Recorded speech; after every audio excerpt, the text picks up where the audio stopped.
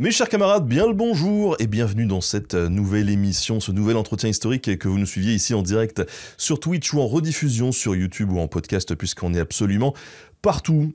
Aujourd'hui, il faut le dire, la préhistoire, c'est long. Voilà. Et si je vous dis cette vérité générale, eh bien c'est parce que quand on pense à l'art préhistorique, eh bien souvent on le résume aux peintures rupestres, comme celle des grottes de Lascaux ou de Chauvet par exemple.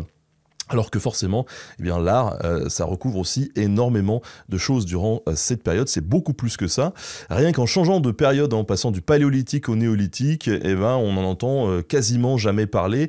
Donc pour corriger le tir aujourd'hui, j'ai le plaisir de recevoir Jules Masson-Mouret qui a notamment beaucoup travaillé sur des gravures anthropomorphes de la Vallée des Merveilles et sur des stèles anthropomorphes retrouvées dans le midi de la France. C'est d'ailleurs là-dessus qu'il s'est penché pour sa thèse qu'il a soutenue en 2021, thèse intitulée, je prends ma respiration, Images du corps en Méditerranée occidentale, les stèles anthropomorphes néolithiques du sud-est de la France, 5e, 3e millénaire avant notre ère, pour laquelle il a reçu quand même le prix de la thèse de la Société archéologique du Midi de la France pour l'année 2021-2022, et pour laquelle aussi il a été lauréat du prix Jeune chercheur de la Fondation d'Étreilles en 2023. Aujourd'hui, il est chercheur associé au laboratoire Trace de l'université Toulouse-Jean Jaurès. Il est également coordinateur et rédacteur en chef adjoint du magazine Les Dossiers d'archéologie. Et si vous allez pouvoir entendre aujourd'hui sa belle voix, eh bien c'est grâce à ses cordes vocales bien évidemment, mais également à la marque de matériel informatique Elgato qui nous a fourni un micro. On a fait un petit partenariat avec eux.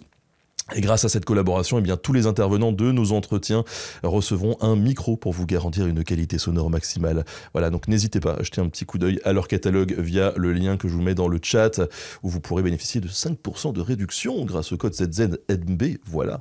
Bon, écoutez, maintenant je vous propose qu'on parle ensemble néolithique et art avec Jules. Alors, bienvenue Jules, bonjour. Salut Benjamin. Petite question du coup traditionnelle, comme je pose à tous les invités qui passent dans cette émission. Comment est-ce que tu en es arrivé, toi, à t'intéresser à ce sujet de l'art, pour le coup, dans cette période oubliée de la préhistoire? Finalement, je m'y suis toujours intéressé. Enfin, alors pas spécifiquement à l'art préhistorique, à l'art néolithique, mais à l'archéologie en général. Je pense, voilà, comme plein de gamins, je suis tombé dans la marmite assez tôt. Et finalement, aussi loin que je me souvienne, c'est un petit peu toujours ce que j'ai voulu faire. De l'archéologie en général, de la préhistoire en particulier. Alors initialement, j'étais très intéressé par les périodes plutôt très anciennes du paléolithique, et dès que j'ai eu l'occasion de le faire, dès la fin de mon bac, juste avant d'entamer une licence, je me suis inscrit sur mon premier chantier de fouilles qui se trouvait à Nice, dans la grotte du Lazaret, qui se trouve sur le port de Nice, et qui est un chantier plutôt paléolithique moyen. Donc, on est sur des couches assez anciennes, à moins 120 000 ans. Et donc ça, c'était en 2011-2012. Et d'ailleurs, pour la petite anecdote, lors de cette campagne de fouilles, j'avais eu la grande chance d'assister, de collaborer à la découverte d'un frontal d'Homo erectus, qui avait été appelé Aki d'ailleurs, ce qui veut dire d'ici et d'ailleurs en Nissar. Et voilà, donc c'était un chouette chantier. Et lors de ce chantier qui était dirigé par le professeur de Lumley, qui jusqu'à tout récemment était le directeur de l'Institut de paléontologie humaine à Paris, on s'est assez bien entendu avec le professeur de Lumley, que je salue d'ailleurs s'il nous écoute parce que je lui dois beaucoup. Et le professeur de Lumley, il m'a emmené lors de cet été-là visiter la Vallée des Merveilles, qui est un grand site d'art rupestre qui se trouve dans l'arrière-pays niçois, 80 km à peu près au nord de Nice, dans le parc du Mercantour, et qui est un site qui est clafoué de gravures beaucoup plus récentes. Et en découvrant ce site, finalement, j'ai eu une sorte de révélation. Je me suis dit, la préhistoire ancienne, c'est vachement sympa, mais pourquoi pas l'art néolithique? Pourquoi pas les gravures? Et donc, de fil en aiguille, dès l'année suivante, je me suis retrouvé à la tête d'une petite équipe d'étudiants sur le site, où j'ai passé un été entier, donc à plus de 2000 mètres d'altitude, pendant 2 mois, pour procéder aux campagnes de relevé de gravure. Et puis finalement, de manière assez naturelle, j'étais en licence à cette époque-là, je me suis inscrit en master à l'Université d'Aix-Marseille, et j'ai entamé un travail de master sur les gravures de la Vallée des Merveilles, du Mont Bégaud, dont on parlera, je crois, ensuite. Et ce travail, donc, qui portait sur les représentations anthropomorphes. Donc, les représentations anthropomorphes, c'est tous les petits personnages, les représentations du corps humain, finalement, qui est une thématique qui m'intéresse particulièrement. Donc, la représentation, l'image du corps. Donc, j'ai fait ce master à Aix-Marseille. Ensuite, je me suis inscrit en thèse, toujours à Aix-Marseille. Et j'ai fait un petit pas de côté géographique, c'est-à-dire que j'ai voulu continuer à travailler sur la thématique du corps humain, sur la représentation humaine au néolithique, mais plutôt en Provence, en Occitanie, et non plus cette fois sur des supports, sur des dalles gravées, mais sur ce qu'on appelle les stèles anthropomorphes ou des statues menhirs. Et donc j'ai soutenu cette thèse en voilà maintenant 4 ans presque, donc à Aix-Marseille. Et ensuite, comme j'étais un petit peu intéressé aussi par la presse écrite, voilà, par la vulgarisation entre guillemets scientifique, j'ai pas mal collaboré avec des revues type Archéologia, les dossiers d'archéologie, la recherche, ce genre de choses. Et ce qui fait que voilà, que depuis la rentrée maintenant, le poste de rédacteur en chef adjoint des dossiers d'archéologie s'est libéré et j'ai eu le bonheur qu'on m'appelle pour venir remplir cette tâche. Donc voilà où j'en suis actuellement. Et alors, ça consiste en quoi, du coup, les dossiers de l'archéo et ton poste là-bas? Eh ben, ça consiste finalement, c'est une coordination qui est à la fois scientifique et éditoriale. Donc j'ai un peu cette double casquette, à la fois de définir les thèmes des dossiers, les thèmes abordés, et donc par exemple pour le premier numéro duquel je me suis occupé, ça a été assez facile entre guillemets, puisque je l'ai consacré à mon dada, donc qui est l'art néolithique. T'as poussé vraiment ton truc, quoi. Complètement. C'est un peu égoïste, mais voilà. Et donc ce numéro, d'ailleurs, il vient de sortir. Il sort cette semaine en kiosque. Et voilà. Et donc il est consacré à l'art néolithique. Et après avoir défini ce sujet, il a fallu contacter un certain nombre d'auteurs. Il y en a 23, si je dis pas de bêtises, dans ce numéro, tous spécialistes d'une région.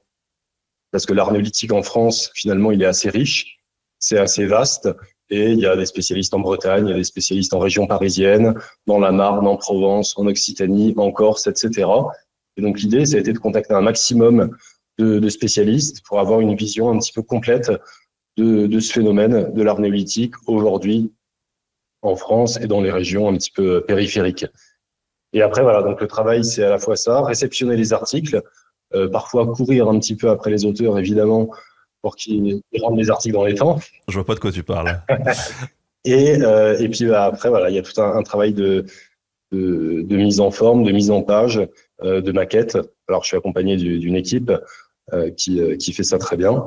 Et voilà, donc à la fois ce volet scientifique et ce volet éditorial. Et c'est un boulot qui est vraiment très, très, très intéressant. Alors Jules, je te propose de rentrer un peu dans le vif du sujet. Cette émission, on va aborder pas mal de trucs dedans. Alors bien évidemment, comme d'habitude, on posera un petit peu les bases en parlant du néolithique de manière un petit peu plus générale. Puis on arrivera sur ton sujet, l'art néolithique. On fera un petit focus sur la vallée des merveilles que tu nous as un petit peu teasé il y a quelques minutes. Et puis on parlera d'autres formes aussi d'art, comme le tatouage, par exemple. Voilà. Alors pour en venir à poser les bases, le néolithique, bon, tout le monde en entend parler, mais les auditeurs peut-être ne savent pas resituer un petit peu la période. Donc c'est quoi le néolithique? Est-ce que tu pourrais nous définir un petit peu ça? Alors le néolithique, c'est la période qui vient juste après donc le paléolithique.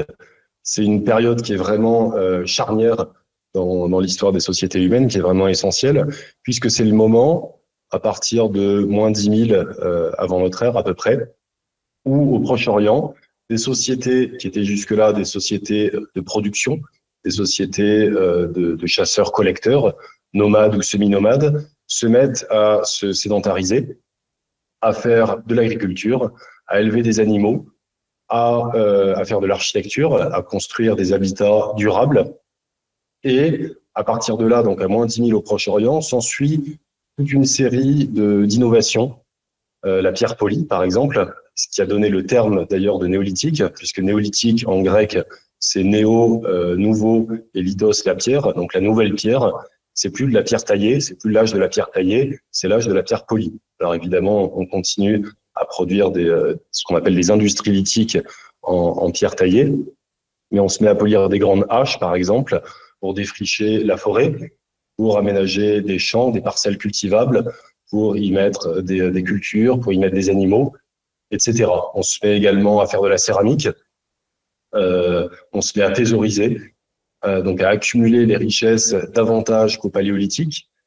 Et finalement, cette période, voilà, c'est vraiment le tournant de l'histoire de l'humanité, enfin l'un des tournants essentiels, puisqu'elle a donné lieu aux sociétés actuelles dans lesquelles on se trouve, les sociétés modernes. Et ce néolithique, donc, il apparaît, comme je te le disais, vers moins 10 000 au Proche-Orient, et il se diffuse. C'est vraiment, il y a un archéologue australien très célèbre dans les années 50-60, qui s'appelait Gordon Childe, qui a défini le concept de révolution néolithique. Il considère que c'est véritablement une révolution, et ce courant, cette mode, la néolithisation, elle se diffuse. Elle reste pas fixe au Proche-Orient. Dès le 7e millénaire, on commence à avoir des colonies d'agro-pasteurs qui commencent à prendre pied un petit peu en Méditerranée, d'autres en Europe plus continentale.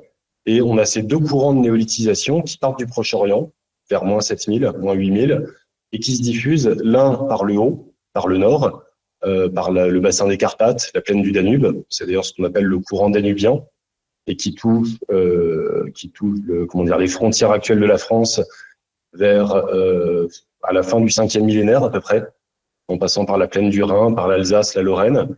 Et puis un autre courant qui est un petit peu plus précoce, qui est le courant méditerranéen, qui part lui aussi du Proche-Orient et qui, d'île en île et de côte en côte, par petits sauts de puce finalement, finit par atteindre les côtes de Provence et du Languedoc, un petit peu avant le courant danubien, vers le début du 6e millénaire. Donc on est là vers 5800 avant Jésus-Christ à peu près. Et ces deux courants, ils finissent par se rejoindre dans le tiers médian de la France à peu près, vers 4800 avant Jésus-Christ. Et sur place, ces néolithiques, donc ces nouveaux colons, ils rencontrent évidemment des gens qui étaient déjà là, puisque le territoire de la France et de l'Europe était déjà peuplé évidemment. Donc c'est les derniers chasseurs-collecteurs qu'on appelle mésolithiques. C'est encore un autre terme barbare de la préhistoire. Donc ces derniers mésolithiques, ils voient arriver des colons et malheureusement pour eux, ils finissent par être absorbés.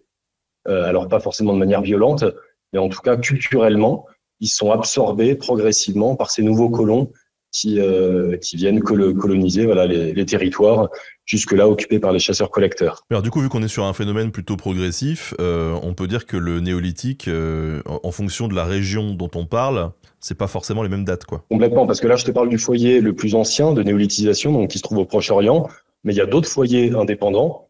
On en a identifié en Asie, en Amérique, en Afrique. Et ce qui est intéressant, c'est que finalement, à peu près au même moment, donc vers moins 10 000, c'est pas anodin. Il y a un changement climatique. C'est ce qu'on appelle la fin du Pléistocène, donc la fin des âges glaciaires, entre guillemets, et le début de l'Holocène, le réchauffement global de la planète. Et toutes les conditions, finalement, sont réunies dans beaucoup d'endroits de la planète pour donner lieu à l'émergence de ces nouvelles sociétés. Des conditions climatiques, des conditions culturelles aussi, certainement. On imagine qu'il y a aussi une révolution des symboles.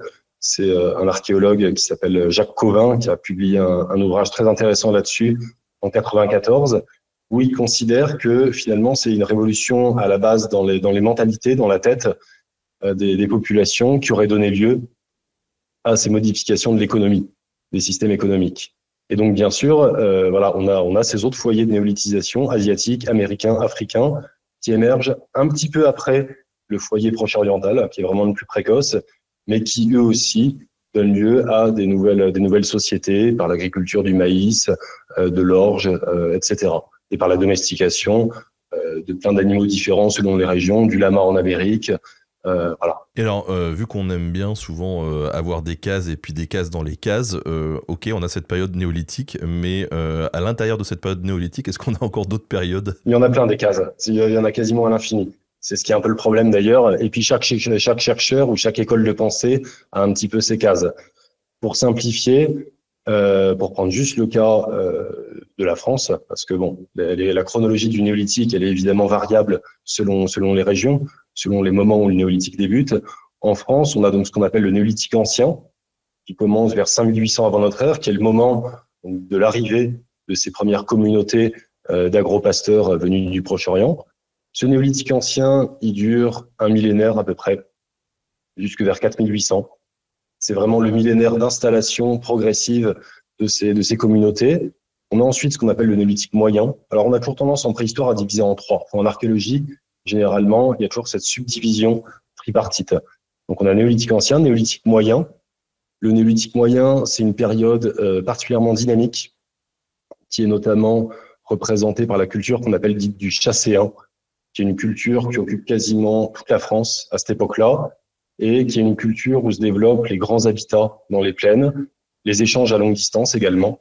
On se met à échanger des matières rares, des produits de luxe sur des très très grandes distances. Par exemple, les haches en jade alpin qui sont exploitées dans le Piémont italien, sur les flancs du mont Beigua et du mont Viso, au-dessus de Gênes. Ces roches vertes, elles sont exploitées donc en Italie et elles sont diffusées ensuite sous forme de haches, sous forme de bracelets, de parures, etc., dans quasiment toute l'Europe, puisqu'on en retrouve en Écosse, en Irlande, sur les rives de la mer Noire, etc. Donc ça, c'est le néolithique moyen. Et ensuite vient ce qu'on appelle le néolithique final, donc la dernière période du néolithique avant les âges des métaux à proprement parler, l'âge du bronze et l'âge du fer. Et le néolithique final, c'est le moment de l'avènement de la métallurgie du cuivre. C'est le moment où les sociétés découvrent, sous l'influence généralement venue de l'Est, là encore une fois, le phénomène vient de l'Est, d'Iran, de Serbie, du Proche-Orient, d'Anatolie, et se diffuse progressivement. Initialement, vers le 7e millénaire, dans ces régions-là orientales, on martèle le cuivre natif. Et à partir des 4e, 3e millénaires, en Italie, dans le sud de la France, on se met à exploiter les gisements de cuivre, les gîtes de cuivre, et à en faire des objets. Et donc souvent des armes, des parures. Et ça, c'est véritablement ce qui caractérise le néolithique final, que certains appellent aussi âge du cuivre, d'ailleurs, chalcolithique, le chalcos, le cuivre, lithique, lithos, la pierre. Donc voilà, ça c'est la subdivision généralement admise pour le néolithique. Mais il y a encore d'autres auteurs, dans le nord de la France, par exemple, certains parlent du néolithique récent. Nous, dans le sud, on a tendance à faire un peu plus simple, ancien, moyen, final. Et voilà. Et tout ça dépend finalement un petit peu des régions desquelles on parle. Alors, tu nous disais que le néolithique, c'est aussi une révolution finalement de l'esprit, des mentalités. Ça sous-entend qu'il y a une culture. Est-ce qu'il y a une culture unique ou il y a plusieurs cultures? On imagine qu'il y a quand même une multitude de cultures. Il y en a un paquet qu'on continue encore à définir, à subdiviser.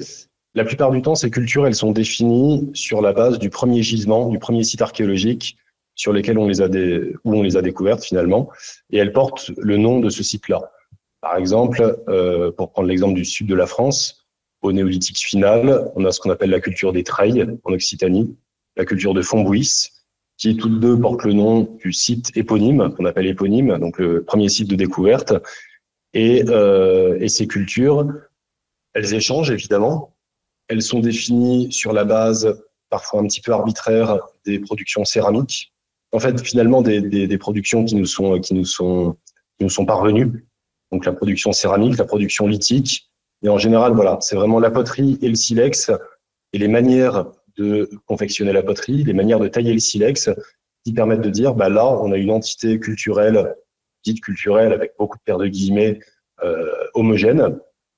Et à côté, les gens taillaient le silex ou confectionnaient la céramique de manière différente. Donc, on peut considérer qu'on a une culture autre, une culture voisine. Et voilà, et ces cultures-là, il y en a beaucoup. Tous les archéologues ne sont pas non plus forcément d'accord sur leur définition.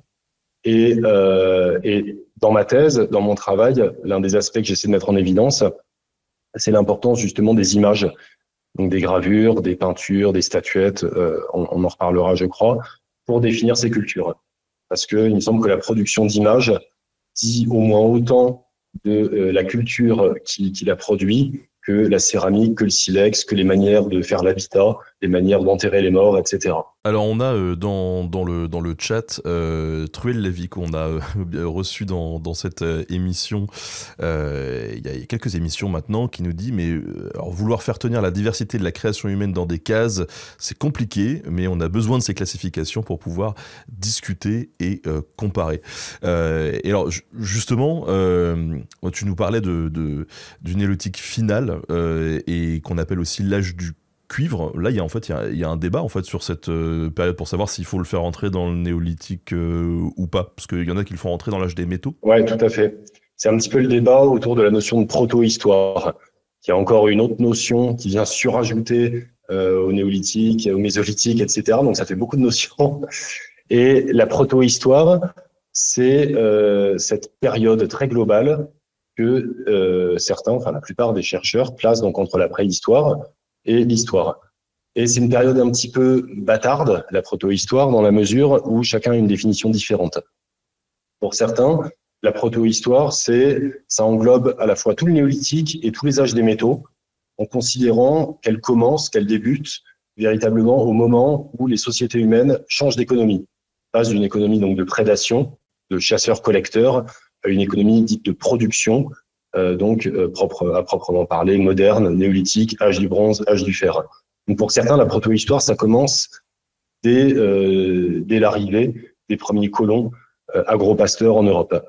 Pour d'autres, c'est effectivement l'avènement du métal, de la métallurgie, de l'or d'abord, puis du cuivre, qui permet de définir des sociétés proto-historiques.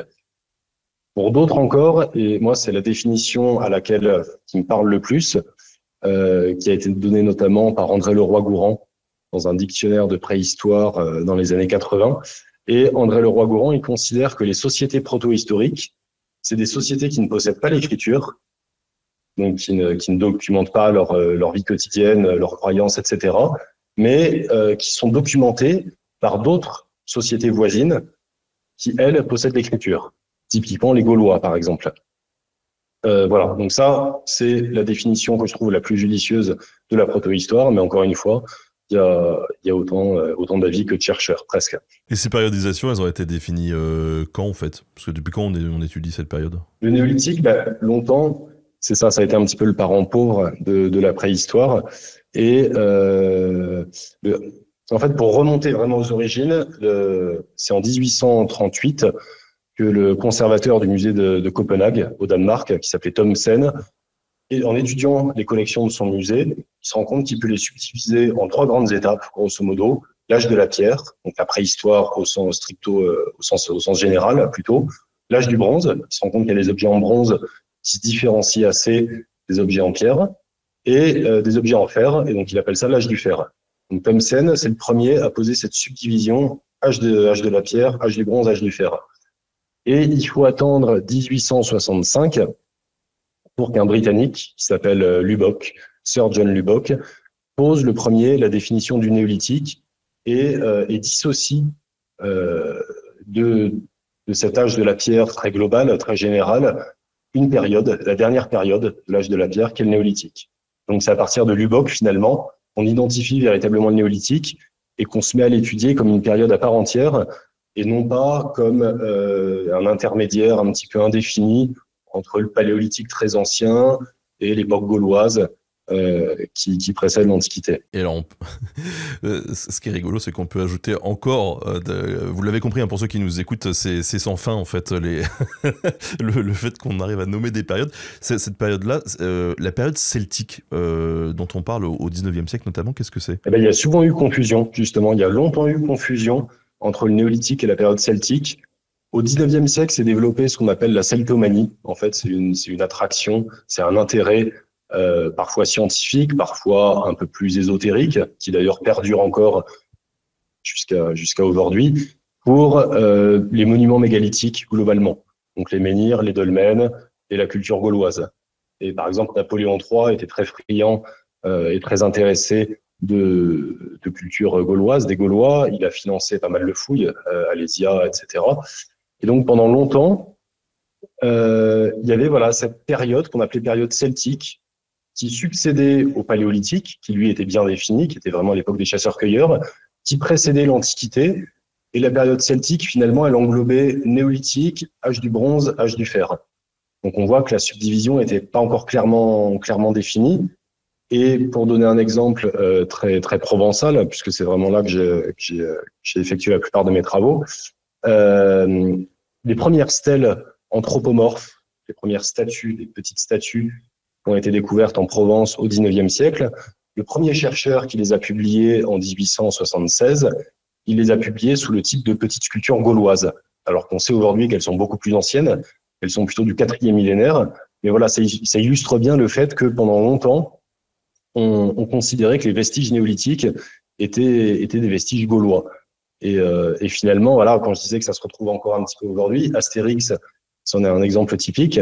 Le menhir porté par Obélix et les dolmens qu'Astérix et Obélix croisent dans la forêt en allant chasser le sanglier, ils sont pas gaulois, ils sont bien antérieurs, ils sont néolithiques, ils sont pas celtiques. Et alors cette étude du néolithique, on l'a vu, il y a la périodisation qui a pu évoluer, mais comment est-ce que a évolué globalement cette étude? Comment elle a évolué? Ces dernières années, alors ça a mis pas mal de temps quand même à émerger l'archéologie néolithique, puisque jusque dans les années 50, 60, 70, elle était encore pas mal pratiquée par des amateurs, donc elle n'avait pas encore ses lettres de noblesse, comme les périodes plus anciennes ou les périodes plus récentes. Et elle s'est véritablement institutionnalisée à partir des années 70. Et c'est vrai que ces dernières années, avec l'accélération en plus des fouilles préventives, de l'INRAP, etc., et l'accumulation des découvertes, qui ont souvent trait au néolithique, elle a pris de plus en plus d'ampleur. Et d'ailleurs, c'est Jean-Paul Lemoule qui écrivait un article récemment dans Archéologia pour dire le néolithique est à la mode. C'est vrai que c'est une période qui aujourd'hui est plutôt à la mode, parce qu'elle s'est parée aussi de pas mal d'outils numériques. On a montré par exemple il n'y a pas longtemps dans une sépulture collective en France les liens de parenté qui pouvaient exister entre les individus inhumés au sein d'une même sépulture.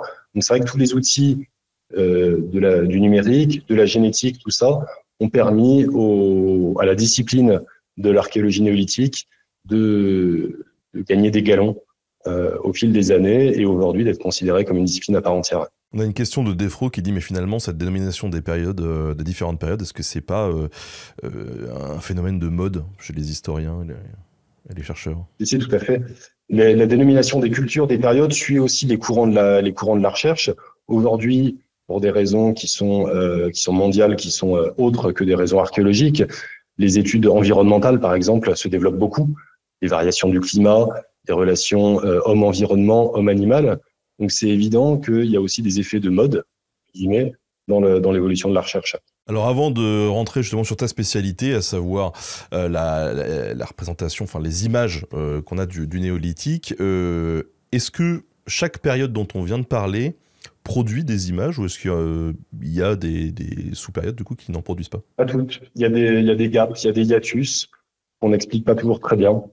Alors, il faut quand même toujours garder à l'esprit que, évidemment, les vestiges qu'on étudie aujourd'hui, c'est une fraction infime des productions de l'époque et que, par exemple, toutes les productions ou la plupart des productions en matière organique, en bois, en os, en tissu, etc., ça a malheureusement disparu dans la plupart des cas. Donc, on en est réduit à devoir étudier, voilà, une petite partie des productions d'images de l'époque. Mais c'est vrai qu'il y a quand même des périodes et des régions qu'on peut identifier à certains moments du néolithique comme ne produisant pas d'images ou au contraire produisant beaucoup d'images. Par exemple, sur tout le néolithique, globalement, les pays scandinaves, le nord de l'Europe, produit assez peu d'images, ce qui est assez étonnant et on l'explique encore assez mal. En France, les premiers colons qui arrivent donc au néolithique ancien vers le début du 6e millénaire et qui se développent dans le courant du 5e, produisent finalement eux aussi assez peu d'images. Alors que leurs collègues des Balkans, des Carpates, de l'Europe plus centrale, eux produisent plein d'images. Ils font des petites statuettes en os, des statuettes en céramique, souvent féminines. Et on a du mal à comprendre pourquoi certaines sociétés contemporaines et voisines ont une telle différence dans les productions iconographiques. Et en France, il y a un boom, l'âge d'or en fait de la production d'images au néolithique. C'est véritablement le néolithique final. Ce qui peut aussi s'expliquer par des raisons sociales, culturelles, puisque le néolithique final, comme je te le disais, c'est l'avènement de la métallurgie. C'est aussi l'avènement des mégalithes, des sépultures collectives du moins, Et c'est là où on voit apparaître une hiérarchisation de plus en plus marquée. Et on peut supposer qu'il y a un lien étroit entre la complexification des sociétés, une hiérarchisation de plus en plus fine et des images qui sont produites en plus grand nombre pour servir parfois un discours politique, un discours culturel ou social. Donc il y a des raisons à trouver là-dedans. Mais c'est vrai que toutes les sociétés néolithiques ne produisent pas autant d'images. Le sud de la France, par exemple, globalement, est beaucoup plus riche en images que le centre ou que le nord de la France, qui est assez pauvre. La Bretagne est extrêmement riche en images.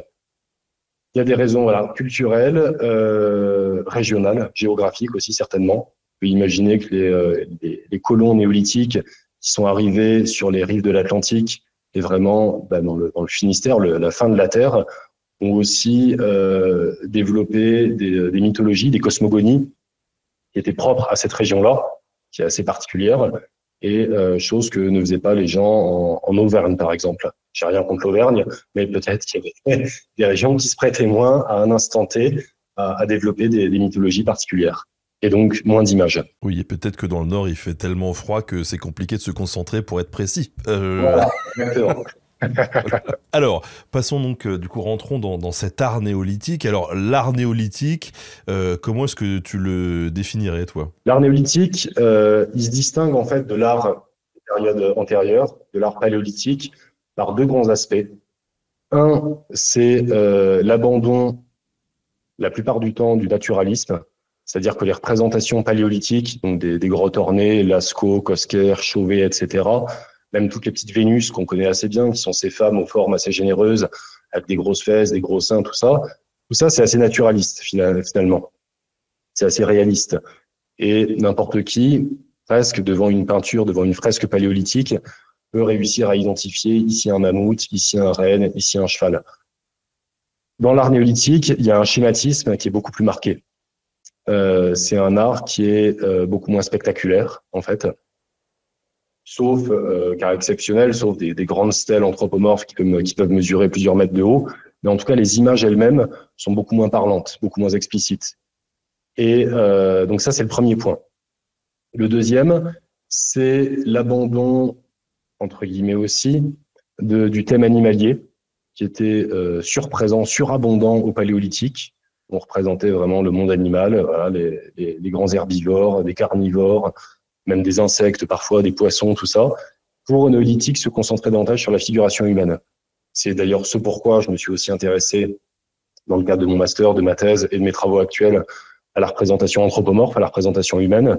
C'est parce que c'est vraiment le thème principal des représentations néolithiques. On a l'impression que l'homme, qui a pris du coup une certaine emprise sur le monde naturel, qui est plus dépendant des mouvements des troupeaux, des intempéries, etc., pour subsister, puisqu'il contrôle d'une certaine façon, par l'élevage et l'agriculture, la nature, il se met au centre du monde à partir du néolithique et il en vient à se représenter bien davantage que les autres éléments du monde naturel. Donc ça, c'est vraiment les deux points qui caractérisent l'art néolithique, c'est un, schématisme, et deux, la figuration humaine. Dans la plupart des cas, évidemment, parce qu'il y a des contre-exemples. Du coup, si c'est moins impressionnant, moins parlant, qu'est-ce qui fait qu'on va associer certains objets à l'art et pas d'autres ? C'est toute une question. Là, tu vois, par exemple, pour la confection, l'élaboration du numéro des dossiers d'archéologie, j'avais pensé à un moment à intégrer aussi la parure, les objets, les bijoux, les perles, etc., dans ce numéro pour vraiment faire un tour d'horizon complet de l'art néolithique. Et c'est vrai que certaines images sont parfois tellement schématiques qu'elles répondent pas véritablement à la notion d'art. La notion d'art moderne qu'on a actuellement, elle est bien plus proche, finalement, la plupart du temps, de la conception, en tout cas des productions des artistes paléolithiques, que cet art néolithique, qui parfois est un peu fruste, puisque la Vallée des Merveilles, même si c'est un site exceptionnel, les gravures sont assez redondantes, assez schématiques, et c'est vrai qu'on a peu d'œuvres, peu de réalisations. On a eu l'impression longtemps qu'il y avait une perte de maîtrise des artistes, qu'il y avait une grande maîtrise du trait, des volumes, etc. au Paléolithique, et qu'il y avait une sorte de régression au Néolithique. C'est ce qui a fait d'ailleurs que l'art néolithique a une réputation bien moindre que l'art paléolithique. Et c'est pour ça qu'on le connaît beaucoup moins. Quand on montre de l'art préhistorique, quand on publie des bouquins sur l'art préhistorique, la plupart du temps, si tu ouvres le bouquin, 95% du bouquin va être consacré à l'art paléolithique, parce que c'est ce qui parle. Et l'art néolithique correspond peut-être moins aussi à nos valeurs artistiques actuelles. Et c'est ce qui explique pourquoi voilà, il a été longtemps délaissé. Ouais, tu dirais que l'intérêt, il est plus intellectuel que visuel? Oui. Bon, je prêche pas pour ma paroisse du coup, mais oui, clairement. Oui, clairement. Certains, tu vois, l'art néolithique est parfois tellement schématique que un certain nombre de chercheurs, notamment à la Vallée des Merveilles, ont développé des hypothèses selon lesquelles cet art serait une forme de proto-écriture. On serait arrivé à une telle schématisation, épuration des signes, qui finissent par se composer de 3 traits et 2 bâtons, alors c'est très débattu et j'adhère pas forcément à cette conception-là, mais qu'on est sur des formes quasiment d'écriture. Et donc voilà, sur des proto-écritures. Alors, ces formes d'art, quelles sont-elles? On retrouve quoi? On avait de la gravure, de la sculpture, l'artisanat, ça rentre dedans? C'est très varié. On peut distinguer voilà, plusieurs formes d'art. Il y a l'art sur les supports naturels, donc sur les supports naturels en plein air, sur des roches, sur des dalles. Ça, c'est les gravures rupestres, qui sont réalisées souvent avec des petites pointes en matière dure, du quartz ou des pierres dures diverses et variées. Donc par enlèvement de matière, les néolithiques allaient faire ces représentations avec des pointes voilà comme ça. On a des peintures également. Dans les abris ornés, notamment en Provence, on a beaucoup d'abris qui ont été peints, qui ont été occupés pour diverses raisons. Donc on a ces peintures avec des pigments assez variés. On a de l'hématite, de l'ocre. Il y a des récurrences dans les couleurs, c'est souvent du rouge, souvent du noir, un petit peu comme au paléolithique. Donc ça, c'est pour les supports naturels immobiles. On a des supports naturels mobiles, que sont les stèles ou les statues menhirs, qui, dans ces cas-là, sont des blocs, en fait des blocs de pierre. Alors ça peut être du granit, ça peut être du gneiss, ça peut être du grès, du calcaire. En général, des matériaux quand même assez faciles à travailler. Et ces stèles, elles représentent systématiquement des personnages parfois grandeur nature, parfois beaucoup plus grands encore. Il y en a qui font jusqu'à 4,50 m de haut. Ça peut être, tu vois, contrairement à ce que je disais, parfois assez spectaculaire. Donc ça, c'est les stèles anthropomorphes et les statues menhirs. On a de l'art également dans les sépultures. En Bretagne, par exemple, le Morbihan, le Finistère sont des départements assez riches en représentations gravées, sculptées, parfois peintes, au sein des sépultures. Et dans certains cas, c'est des stèles qui initialement étaient dressées pour une toute autre raison, qui ont été abattues à un instant T et qui ont été réemployées dans les allées couvertes, dans les hypogées, dans les dolmens. Donc qui se retrouvent là un petit peu par hasard, entre guillemets. Dans d'autres cas, on peut presque parler de programme iconographique où les réalisations ont été apposées sur les parois des mégalithes pour participer des cérémonies funéraires ou des mythes en lien avec la mort, donc en Bretagne. On a dans les autres formes d'art des statuettes, des figurines, dont je parlais tout à l'heure, qui en France sont beaucoup moins nombreuses qu'en Italie, par exemple, qu'en Espagne, que dans le bassin des Carpates, en Europe centrale. On en a, je crois que dans le dernier décompte, c'est une centaine. Tu vois, sur tout le néolithique, en France, c'est pas énorme. Et la plupart du temps, ces statuettes, elles ont été faites en céramique, donc en argile cuite. Et la plupart du temps, c'est des représentations féminines, donc qui s'inscrivent un petit peu dans la continuité des représentations du paléolithique, donc des femmes avec des hanches assez larges, des organes sexuels marqués, des seins assez généreux, etc. Souvent pas de tête aussi. Tu vois, il y a des critères comme ça, assez récurrents dans la représentation néolithique. Et l'absence de tête sur les figurines, c'est quelque chose qui revient assez souvent, sans qu'on sache vraiment pourquoi. Donc on a les figurines, les gravures, les peintures, les sculptures, les stèles anthropomorphes. Est-ce que j'en oublie? C'est la plupart des représentations qui nous sont parvenues. Et comme je te le disais tout à l'heure, il y a certainement plein d'autres représentations, ou sur des objets ou sur le corps, des tatouages, des scarifications, des parures en matière organique, des textiles qu'on n'a pas retrouvés, malheureusement. Alors qu'on peut reconstituer dans certains cas. Par exemple, en Italie, ou en Suisse, dans les sites d'Aoste et de Sion, on a retrouvé des grandes stèles qui sont non seulement parées avec des attributs, mais aussi vêtues. C'est-à-dire qu'on a des représentations de vêtements, de textiles, de chasubles, avec des quadrillages assez fins qui permettent de reconstituer un petit peu certains vêtements, en tout cas des vêtements d'apparat, ça ne fait pas avec le vêtement du commun des mortels, au néolithique. Mais voilà, mais cette image-là du textile, on l'a aujourd'hui par le biais des productions plus pérennes, donc sur pierre. Et alors, tu nous parlais du fait que a été retrouvé des traces de pigments. C'est vrai que quand on pense par exemple, aujourd'hui on voit des cathédrales ou même des statues de la Grèce antique, on a du mal à imaginer qu'elles étaient peintes, et pourtant elles étaient peintes de manière parfois très très vive. Je sais que dans le Nord j'ai vu des stèles runiques au Danemark aussi, il n'y a pas de pigments, il n'y a rien du tout, et en fait les chercheurs quand ils ont gratté, ils ont vu que c'était, c'est limite rouge fluo quoi, le truc tu le vois de loin. Donc ces pigments qu'on a retrouvés sur le néolithique, sur l'art du néolithique, est-ce que c'est le même type un peu tape à l'œil, ou c'est des couleurs un peu plus douces? C'est souvent du rouge. Il y a vraiment une prédominance du rouge. Alors ce pigment, il n'est pas toujours évident à mettre en évidence, justement, puisque la plupart du temps, il a disparu, contrairement aux gravures qui sont inscrites profondément dans la pierre. Le pigment, on a pu en identifier, ou du moins supposer son utilisation dans le site du Val Camonica, qui est un peu le pendant italien de la vallée des Merveilles, qui se trouve en Lombardie et au-dessus de Milan, et qui est un site rempli de gravures rupestres également, où au pied de certaines roches, on a retrouvé des blocs de pigments. Donc on peut supposer, même si aujourd'hui les gravures sont pas du tout enduites de pigments, qu'à l'époque, elles étaient rehaussées de couleur en fait, et que pour faire ressortir le creux et le relief, on les rehaussait de couleur. Et c'est vrai que comme tu le dis, effectivement, toute la statuaire antique était, une grande partie de la statuaire antique était colorée. Et ça, c'est une tradition qui remonte à assez loin, puisque dans les Cyclades, en Grèce, les petites figurines qui ont une allure d'ailleurs assez moderne, assez schématique, avec des têtes rondes, des formes très épurées, etc. Ces figurines, elles sont en marbre, elles sont en blanc quasi immaculé. Donc aujourd'hui, quand on les voit comme ça, on a du mal à imaginer qu'il pouvait y avoir d'autres choses dessus.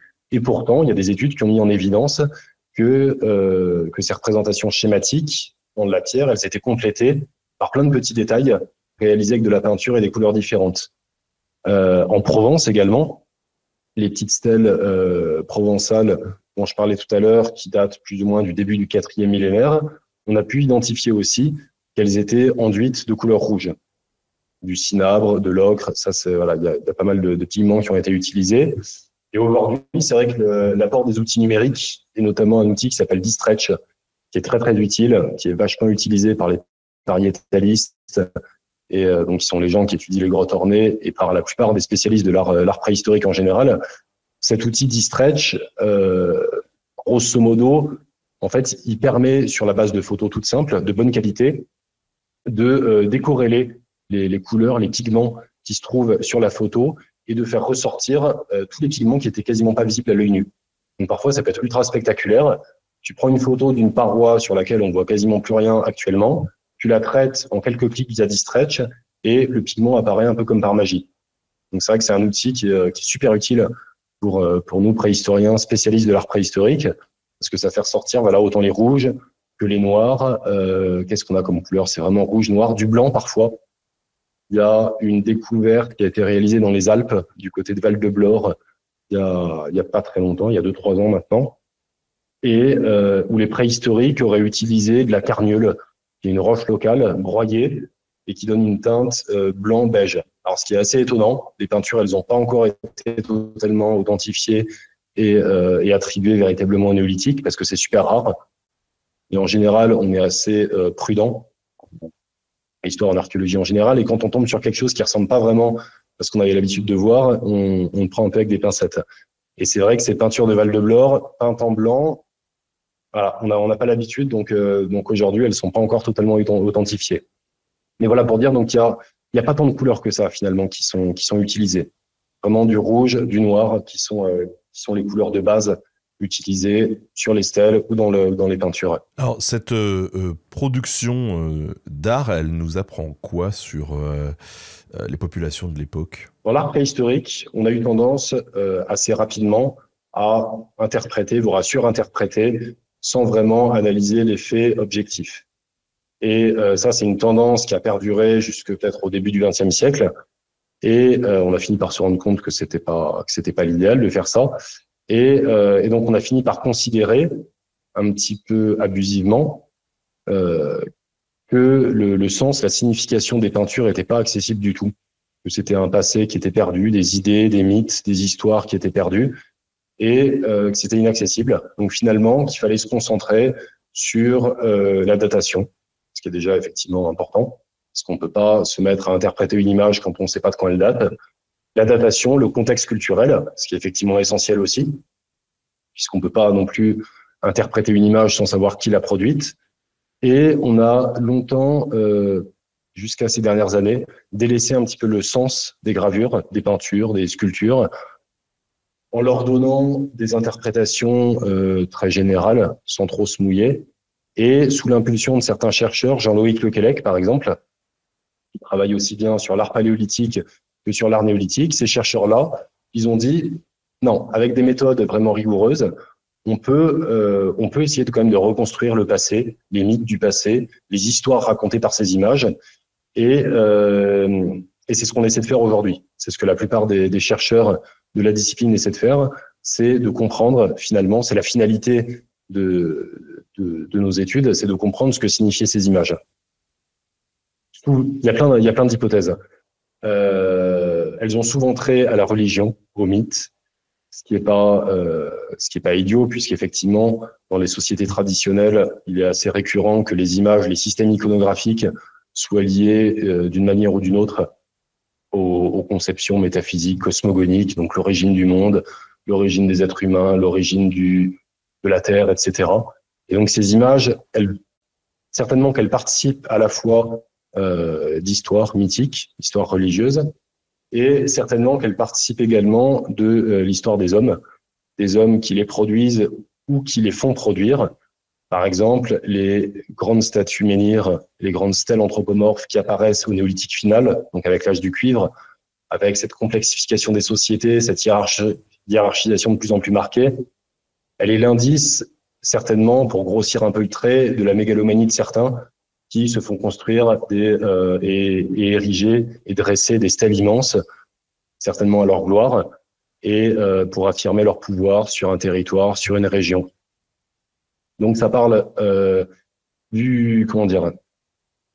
monde un petit peu imaginaire, donc la religion, du monde actuel, des puissants qui montrent leur puissance avec ces stèles, et ça parle aussi certainement du passé de ces sociétés, puisque certaines images peuvent être considérées comme des images d'ancêtres. Parce que grâce aux comparaisons ethnographiques qu'on utilise assez régulièrement en archéologie préhistorique, on sait que certaines sociétés produisent des images pour glorifier les ancêtres. Et alors, ce qui est drôle, c'est que durant le pré-entretien, tu nous disais que pour rebondir sur les pigments qu'on a abordés juste avant, on peut aussi avoir une interprétation sur l'usage des pigments. Tu nous parlais de l'ocre et du funéraire, par exemple. Pour parler de l'ocre et du funéraire, il y a le cas d'étude des stèles provençales, donc dont on sait aujourd'hui, grâce à la fois à Distretch, grâce à des analyses au microscope ou des analyses plus pointues, de détermination précise des pigments qui recouvrent ces stèles.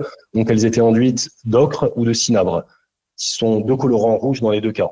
Le cinabre a une couleur un peu plus vive que l'ocre et un peu plus rare aussi. Mais dans tous les cas, ces stèles, elles étaient enduites de couleur rouge, et c'est pas tout à fait anodin quand on prend en compte plusieurs faits. Un, c'est que ces stèles, elles sont associées a priori au monde funéraire. Parce que même si on les retrouve la plupart du temps hors contexte archéologique, quand on les découvre en surface après des labours associés à d'autres objets, c'est souvent des objets qui évoquent comment ça s'appelle j'ai perdu le mot. Patrocle, les funérailles de Patrocle, c'est des crémations. Des crémations, des bûchers funéraires, donc sur lesquels on déposait les corps. certainement d'individus importants de la communauté, avec leurs objets, avec des offrandes. Tous ces corps, ils étaient brûlés, puisqu'on retrouve aujourd'hui, associés à ces stèles, les ossements humains brûlés, des pointes de silex brûlées, des billes brûlées, des billes, on ne sait pas trop à quoi elles servaient, des céramiques brûlées également, et les stèles qui, elles, ne présentent aucune trace de combustion. On peut imaginer qu'elles étaient fixées, qu'elles étaient apposées ensuite à l'endroit de la sépulture. Et il se trouve qu'il existe d'autres sociétés contemporaines des sociétés provençales, en Espagne et en Italie, qui, à la même époque, elles n'ont pas pour coutume de brûler leurs morts, mais de les inhumer. Et ce qu'elles font, c'est qu'elles les inhument en apposant de la couleur rouge sur les cadavres, du cinabre ou de l'ocre, sur les cadavres et sur les objets. Et en fait, en Provence, on peut imaginer que comme la coutume funéraire impliquait la disparition du corps, la crémation implique la disparition du corps, on n'avait plus de corps ensuite à enduire de rouge. Et les stèles, les petites stèles qui étaient fixées sur les sépultures, jouaient le rôle en fait de substitut de défunt. Voilà, de corps de substitution finalement qu'on enduisait de couleur puisque la tradition funéraire ne permettait pas d'enduire le corps lui-même. Et cette tradition du rouge funéraire, elle remonte à assez loin, puisque la plus ancienne sépulture enduite de couleur qu'on connaisse, c'est en Australie. Je crois, si ma mémoire est bonne, qu'elle date de moins 40 000, donc elle est paléolithique. C'est Mongoman, on l'a appelée comme ça. Et cette sépulture, je crois que c'est une sépulture de femme, et le corps était déjà enduit d'ocre rouge à cette époque. Donc il y a une... alors j'aime pas trop parler d'universel et d'archétype, mais il y a quand même une association récurrente de la couleur rouge avec la mort dans les sociétés traditionnelles, dans les sociétés paléolithiques et néolithiques. On peut imaginer qu'il y a quelque chose de l'ordre du rouge du sang, du rouge de la vie, et finalement du rouge qu'on va symboliquement réinsuffler au défunt ou qu'on va lui donner pour sa vie dans l'au-delà. Et donc voilà, et les stèles de Provence, a priori, participent totalement de cette symbolique et jouent le rôle, si cette démonstration, si cette hypothèse est bonne, de substitut de défunt qu'on enduit de couleur pour lui permettre une vie dans l'au-delà. Alors toi, tu t'es notamment très intéressé à ce qu'on appelle la vallée des merveilles. C'est un site qui se trouve dans le parc du Mercantour, dans les Alpes, donc à 80 km au nord de Nice, où on retrouve, c'est le plus grand site d'art rupestre d'Europe, avec les gravures du Val Camonica dont je parlais tout à l'heure, qui se trouve en Italie. Et c'est un site où, en plein air, on retrouve environ 35 000 gravures qui ont été réalisées sur à peu près 4 000 roches différentes, souvent des grès, souvent des schistes, qui ont des couleurs assez vives, donc qui ont dû attirer l'attention des populations. Et il se trouve que ces roches, elles ont été polies par, en fait, avant le réchauffement holocène, jusqu'à moins 10 000 à peu près, ces vallées, elles étaient recouvertes par des grands glaciers qui, en fondant, ont totalement raboté les roches sur lesquelles elles se trouvaient. Et donc, ça a donné lieu à des supports tout à fait propices à la gravure. Et donc, les populations néolithiques sont venues graver, et de l'âge du bronze ancien, sont venues graver sur ces roches. Donc, on retrouve 35 000 gravures, 4 000 roches à peu près, et tout ça réparti autour du mont Bégaud. Le mont Bégaud, c'est le grand sommet qui domine l'ensemble du site. La plupart du temps, on parle de Vallée des Merveilles, mais c'est un peu une synecdoque. C'est la partie pour le tout. C'est peut-être le nom le plus stylé aussi du coin. Donc forcément, c'est plus vendeur que Mont Bégaud. Donc on parle de Vallée des Merveilles, mais c'est plus complexe que ça. Donc il y a le Mont Bégaud qui se trouve au milieu, qui culmine à 2872 mètres d'altitude. Et de part et d'autre de ce Mont Bégaud, on a la Vallée des Merveilles d'un côté et le Val de Fontaine-Alba de l'autre, qui sont les deux secteurs les plus riches en gravures. Et donc voilà, et toutes ces gravures, elles se répartissent sur entre 1000 et 1400 hectares à peu près. C'est un site qui est absolument immense, avec des moraines, avec des lacs alpins, des pâturages. Donc on est vraiment dans un paysage de montagne. Les gravures, elles sont étagées entre 2000 et 2800 mètres d'altitude, donc ça peut monter assez haut. Et ce site, il a évidemment toujours été connu des populations locales, Tandasque notamment, parce que Tende, c'est la grande ville la plus proche qui se trouve au pied de la Vallée des Merveilles. et certainement que à l'Antiquité, au Moyen-Âge, les gens continuaient à monter là-haut pour faire paître leurs troupeaux et ont toujours connu finalement les gravures. Le premier à mentionner les gravures de la vallée des Merveilles, c'est un seigneur angevin qui s'appelait Pierre de Montfort et qui se promène dans le coin. On ne sait pas trop ce qu'il foutait par là-bas au XVe siècle et qui écrit à sa femme pour lui raconter en fait les merveilles sur lesquelles il est tombé. Alors les merveilles, petite parenthèse, Vallée des Merveilles, c'est une traduction un peu impropre de l'italien, de Meraviglie. Et Meraviglie en italien, ça a une connotation qui n'est pas exactement la connotation de merveille, Alice au pays des merveilles. C'est plutôt la vallée des choses fantastiques, des choses étranges, un peu inquiétantes éventuellement. Tu vois, c'est pas forcément que positif. Et d'ailleurs, pendant assez longtemps, les populations locales associaient cette vallée au diable. Puisqu'en fait, on a des toponymes qu'on retrouve assez fréquemment dans le coin. La cime du diable, la Valmasque, c'est le vallon de la masque, de la masca en italien, c'est la sorcière. Le lac du Trême, du tremblement, le lac Carbone, qui est associé au charbon. Enfin, voilà, il y a tout un vocabulaire. Et d'ailleurs, la vallée des merveilles, avant de s'appeler Merveille et Meraviglie, s'appelait l'Inferno, ou l'Infernetto, le petit enfer en italien, à cause de un paysage qui est assez particulier, un peu lunaire, qui peut être un peu inquiétant, et toutes ces gravures, dont beaucoup représentent des cornus, des corniformes, des têtes à cornes. Donc on voit là tout de suite l'association, les cornes, le diable, etc. Et longtemps, les gens ont cru que ces gravures, elles étaient les réalisations de sorcières qui venaient célébrer le sabbat à ces altitudes. Et alors, un peu plus sérieusement, plus scientifiquement, les chercheurs ont commencé à s'y intéresser dans le courant du 19e. Au 19e siècle, on a un médecin savoyard qui s'appelle Faudéré, qui propose l'une des premières hypothèses sur l'origine des gravures. Et lui, il considère que c'est les armées d'Hannibal, donc dans l'Antiquité, qui, en traversant les Alpes avec leurs éléphants, seraient passés par là, auraient voulu ériger un monument, on ne sait pas trop pourquoi, on ne sait pas trop pour qui, et ils auraient réalisé plein de décors sur ce monument qu'elles auraient laissé un peu en plan, en fait, sans terminer leur ouvrage. Et ce seraient ces roches gravées de la vallée des Merveilles. Quelques années après, il y a un préhistorien français qui s'appelle Émile Rivière, qui dit non, c'est pas du tout ça, c'est n'importe quoi. C'est des gravures préhistoriques, c'est des gravures de l'âge du bronze. Et à partir de là, on commence à leur octroyer une véritable valeur archéologique et scientifique. Et plusieurs chercheurs passent, qui apportent chacun leur lot de publications, tout ça. Et en 1880, il y a un chercheur qui s'appelle, c'est un pasteur initialement, un pasteur anglais, anglican, qui avait une santé un peu fragile, et qui s'appelait Clarence Bicknell, et qui est venu soigner ses poumons sur la Riviera.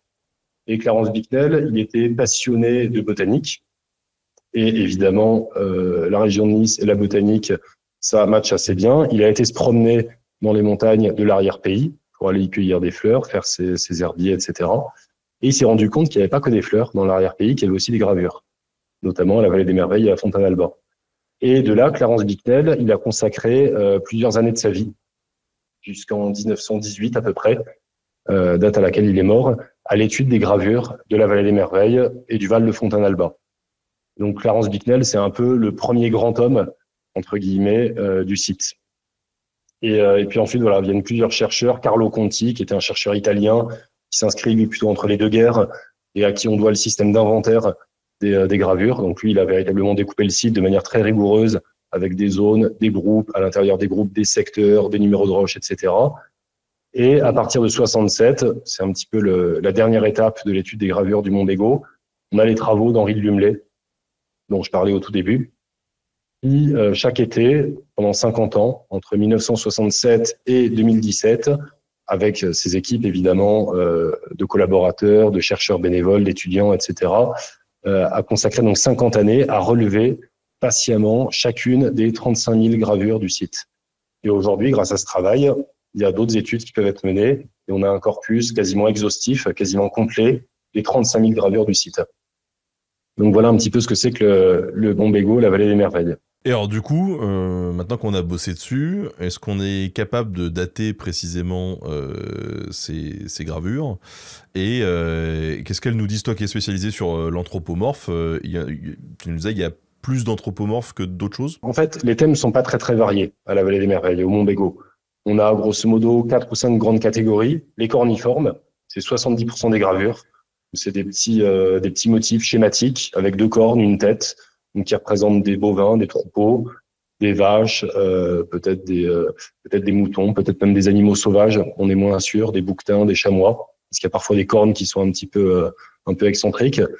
On a des représentations d'armes aussi beaucoup, puisque voilà, la plupart de ces gravures sont de l'âge du cuivre, un petit peu de l'âge du bronze aussi. Et c'est d'ailleurs, je m'arrête là-dessus, sur les gravures d'armes, puisque c'est ces gravures d'armes qui ont permis de dater le site et de dater les gravures. Parce que contrairement aux peintures paléolithiques, qui parfois sont réalisées avec des matières organiques, le charbon, tout ça, la gravure, c'est indatable par les méthodes classiques. On ne peut pas faire du carbone 14 sur une gravure. Donc, on est obligé de passer par des comparaisons. Et ce qu'ont fait les premiers chercheurs, Émile Rivière et d'autres, c'est de faire ce qu'on appelle de la typologie, c'est de relever donc ces représentations d'armes, des poignards, des hallebardes, des haches, des arcs, et de les comparer aux objets qu'on retrouvait, aux objets véritables, eux, qu'on retrouvait en fouille dans des stratigraphies bien datées, en Provence, en Italie, dans le Piémont, en Ligurie. Et c'est par comparaison donc qu'on a pu les dater.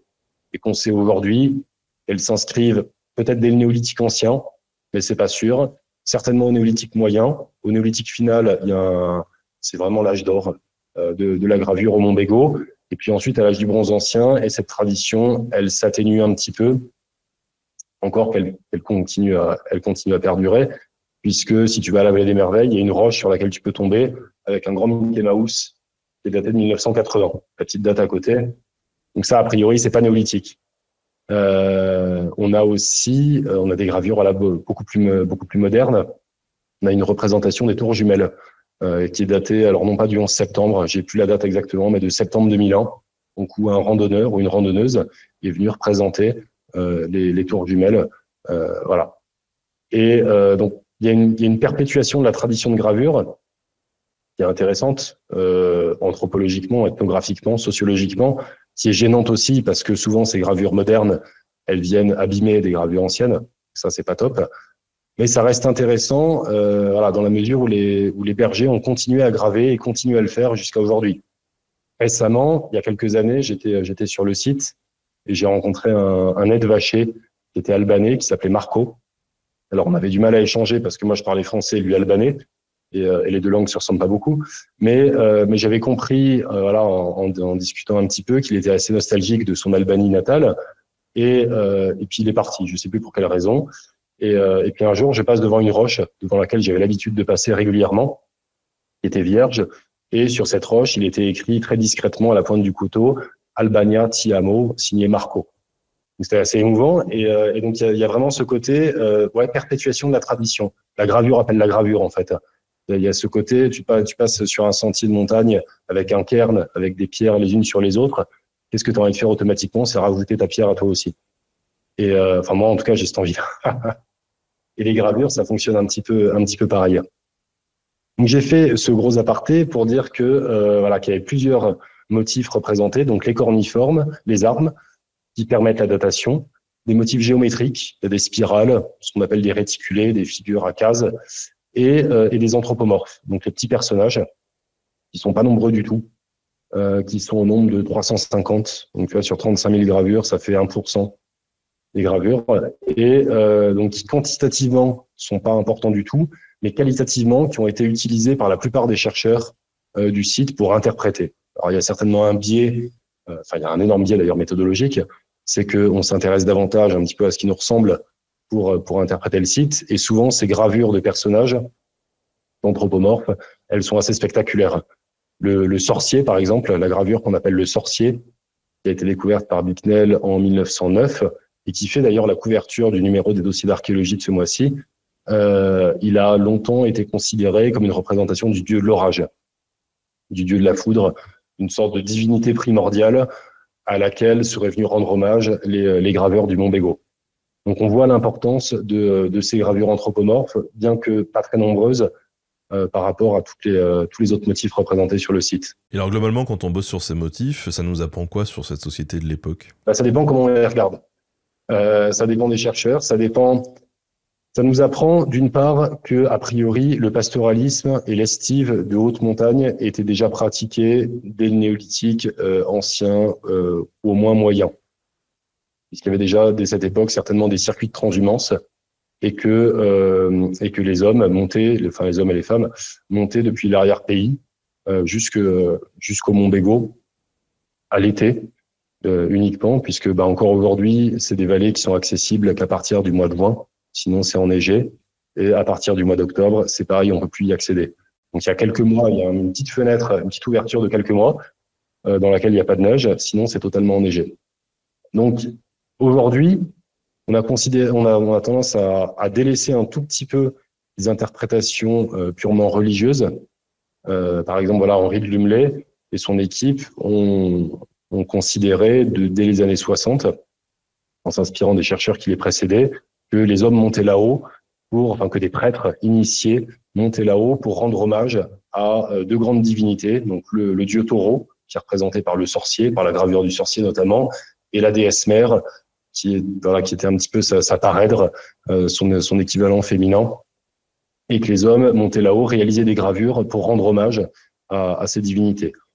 Aujourd'hui, on abandonne un petit peu cette hypothèse qui présente pas mal de faiblesses, et même s'il y a des choses intéressantes aussi, pour s'intéresser davantage au contexte culturel dans lequel ces gravures ont été réalisées, donc à savoir un contexte certainement de pastoralisme, puisqu'encore aujourd'hui, c'est des vallées éminemment pastorales, et il a été développé notamment par plusieurs collègues dans les années 90, et puis à nouveau par Nicoletta Bianchi, une collègue à moi et moi-même, une hypothèse selon laquelle ces gravures, elles pourraient être le vestige de rites de passage qui étaient réalisés dans ces montagnes.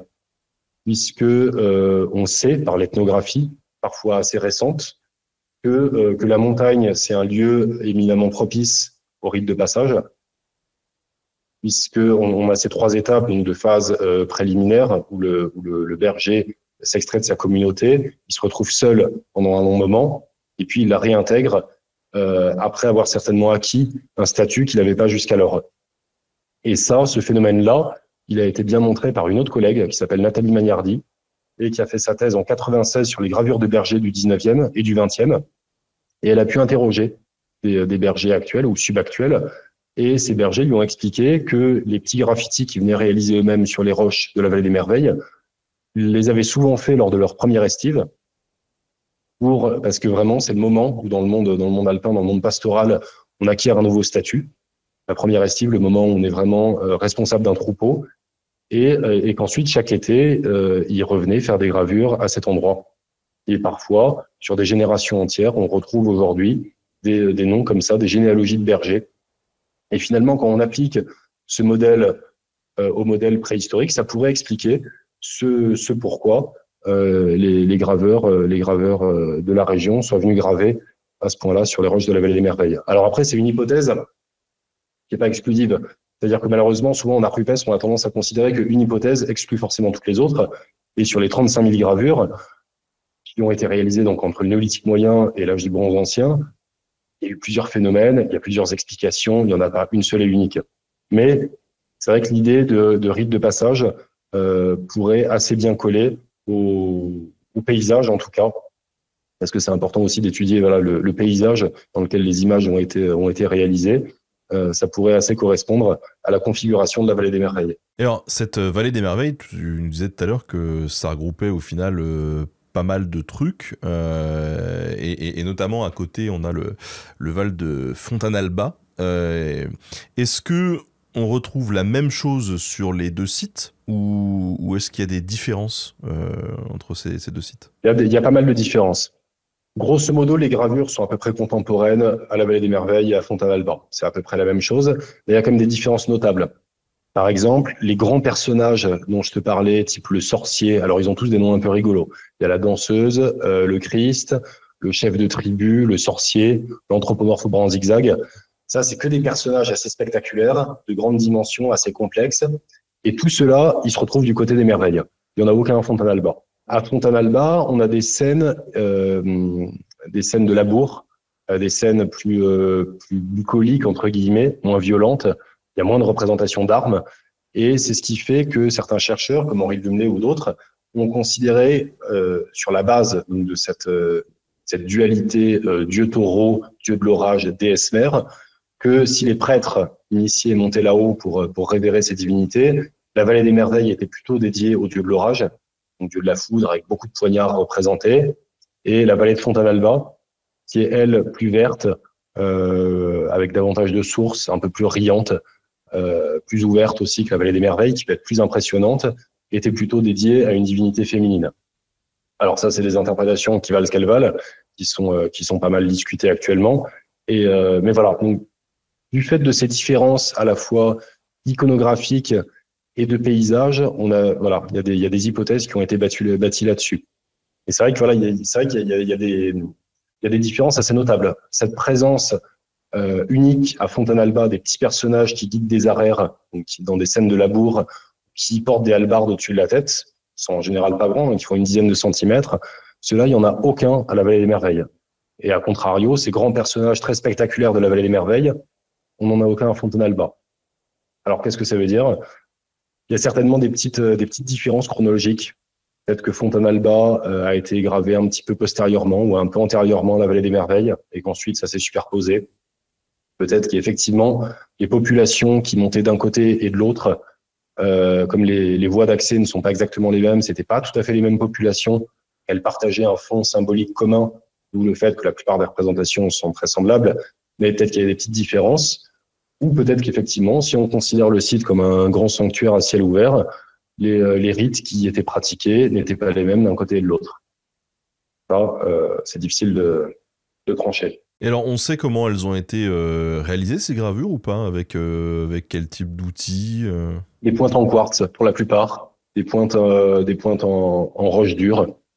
Et elles étaient faites par ce qu'on appelle la pression-rotation, c'est-à-dire qu'il y a des petites pointes qui étaient taillées en quartz, des pointes plus dures que la roche qu'elles étaient censées attaquer, le schiste ou le grès, et en tournant, en fait, un petit peu comme on ferait avec un tournevis sur une vis, en tournant ces pointes dans la roche, on réalise ce qu'on appelle les petites cupules, donc des petits trous, qui, juxtaposés les uns à côté des autres, finissent par donner un motif. Alors, il fallait du temps, il fallait être patient pour faire ça. Moi, j'ai essayé, pas directement sur les roches, mais sur des roches semblables en dehors du site, et je me suis rendu compte que c'était franchement long, plusieurs dizaines de minutes, voire plusieurs heures, pour réaliser des figures complexes.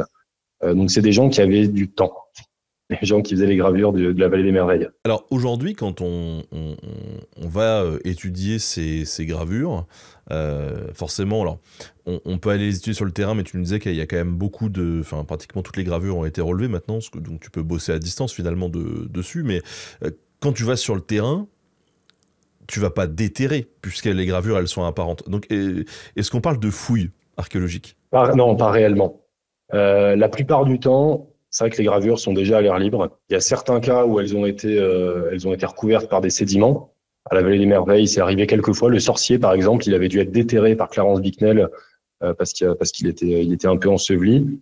J'ai travaillé aussi un petit peu au Maroc, dans le Sahara, et c'est vrai qu'il y a des cas où dans certains oueds, à cause du colluvionnement, tout ça, les gravures étaient entièrement recouvertes par les sédiments.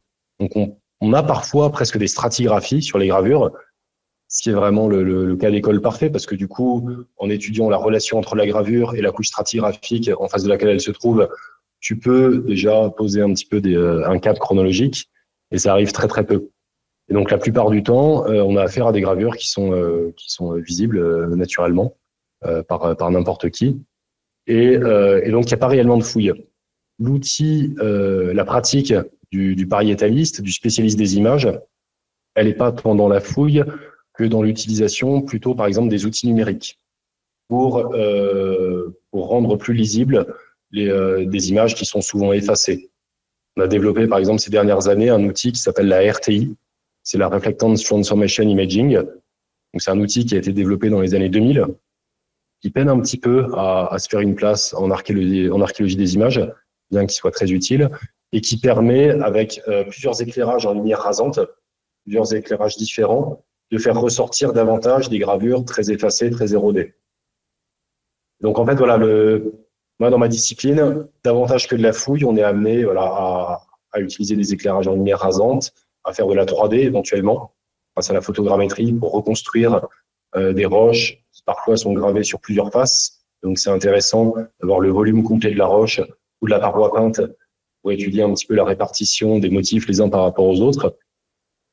Et ou encore D-Stretch, l'outil dont je te parlais, qui permet de faire ressortir les pigments sur des parois très effacées.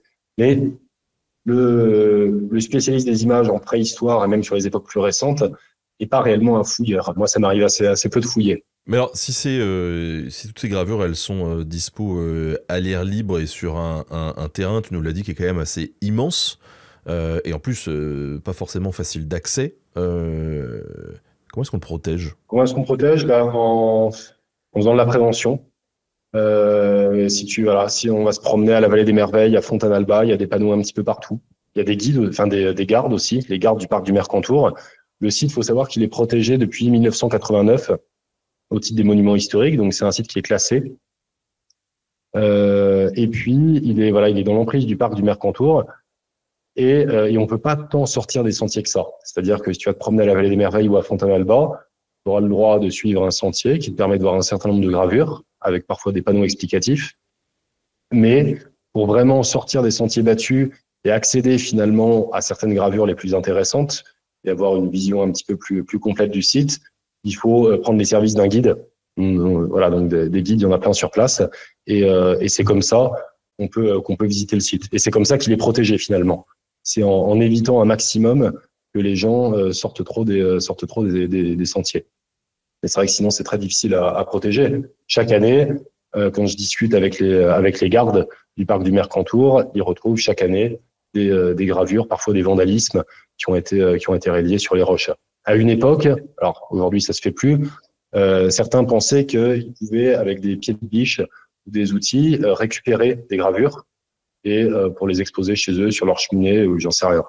Et sauf qu'il se trouve que les schistes sur lesquels les gravures sont faites c'est des roches très feuilletées, en fait, très friables. Et dès que tu tapes dedans, ça saute dans tous les sens. Donc, en fait, à l'époque, ils ont juste réussi à détériorer des roches sans même parvenir à sortir des gravures. Ça, aujourd'hui, c'est terminé.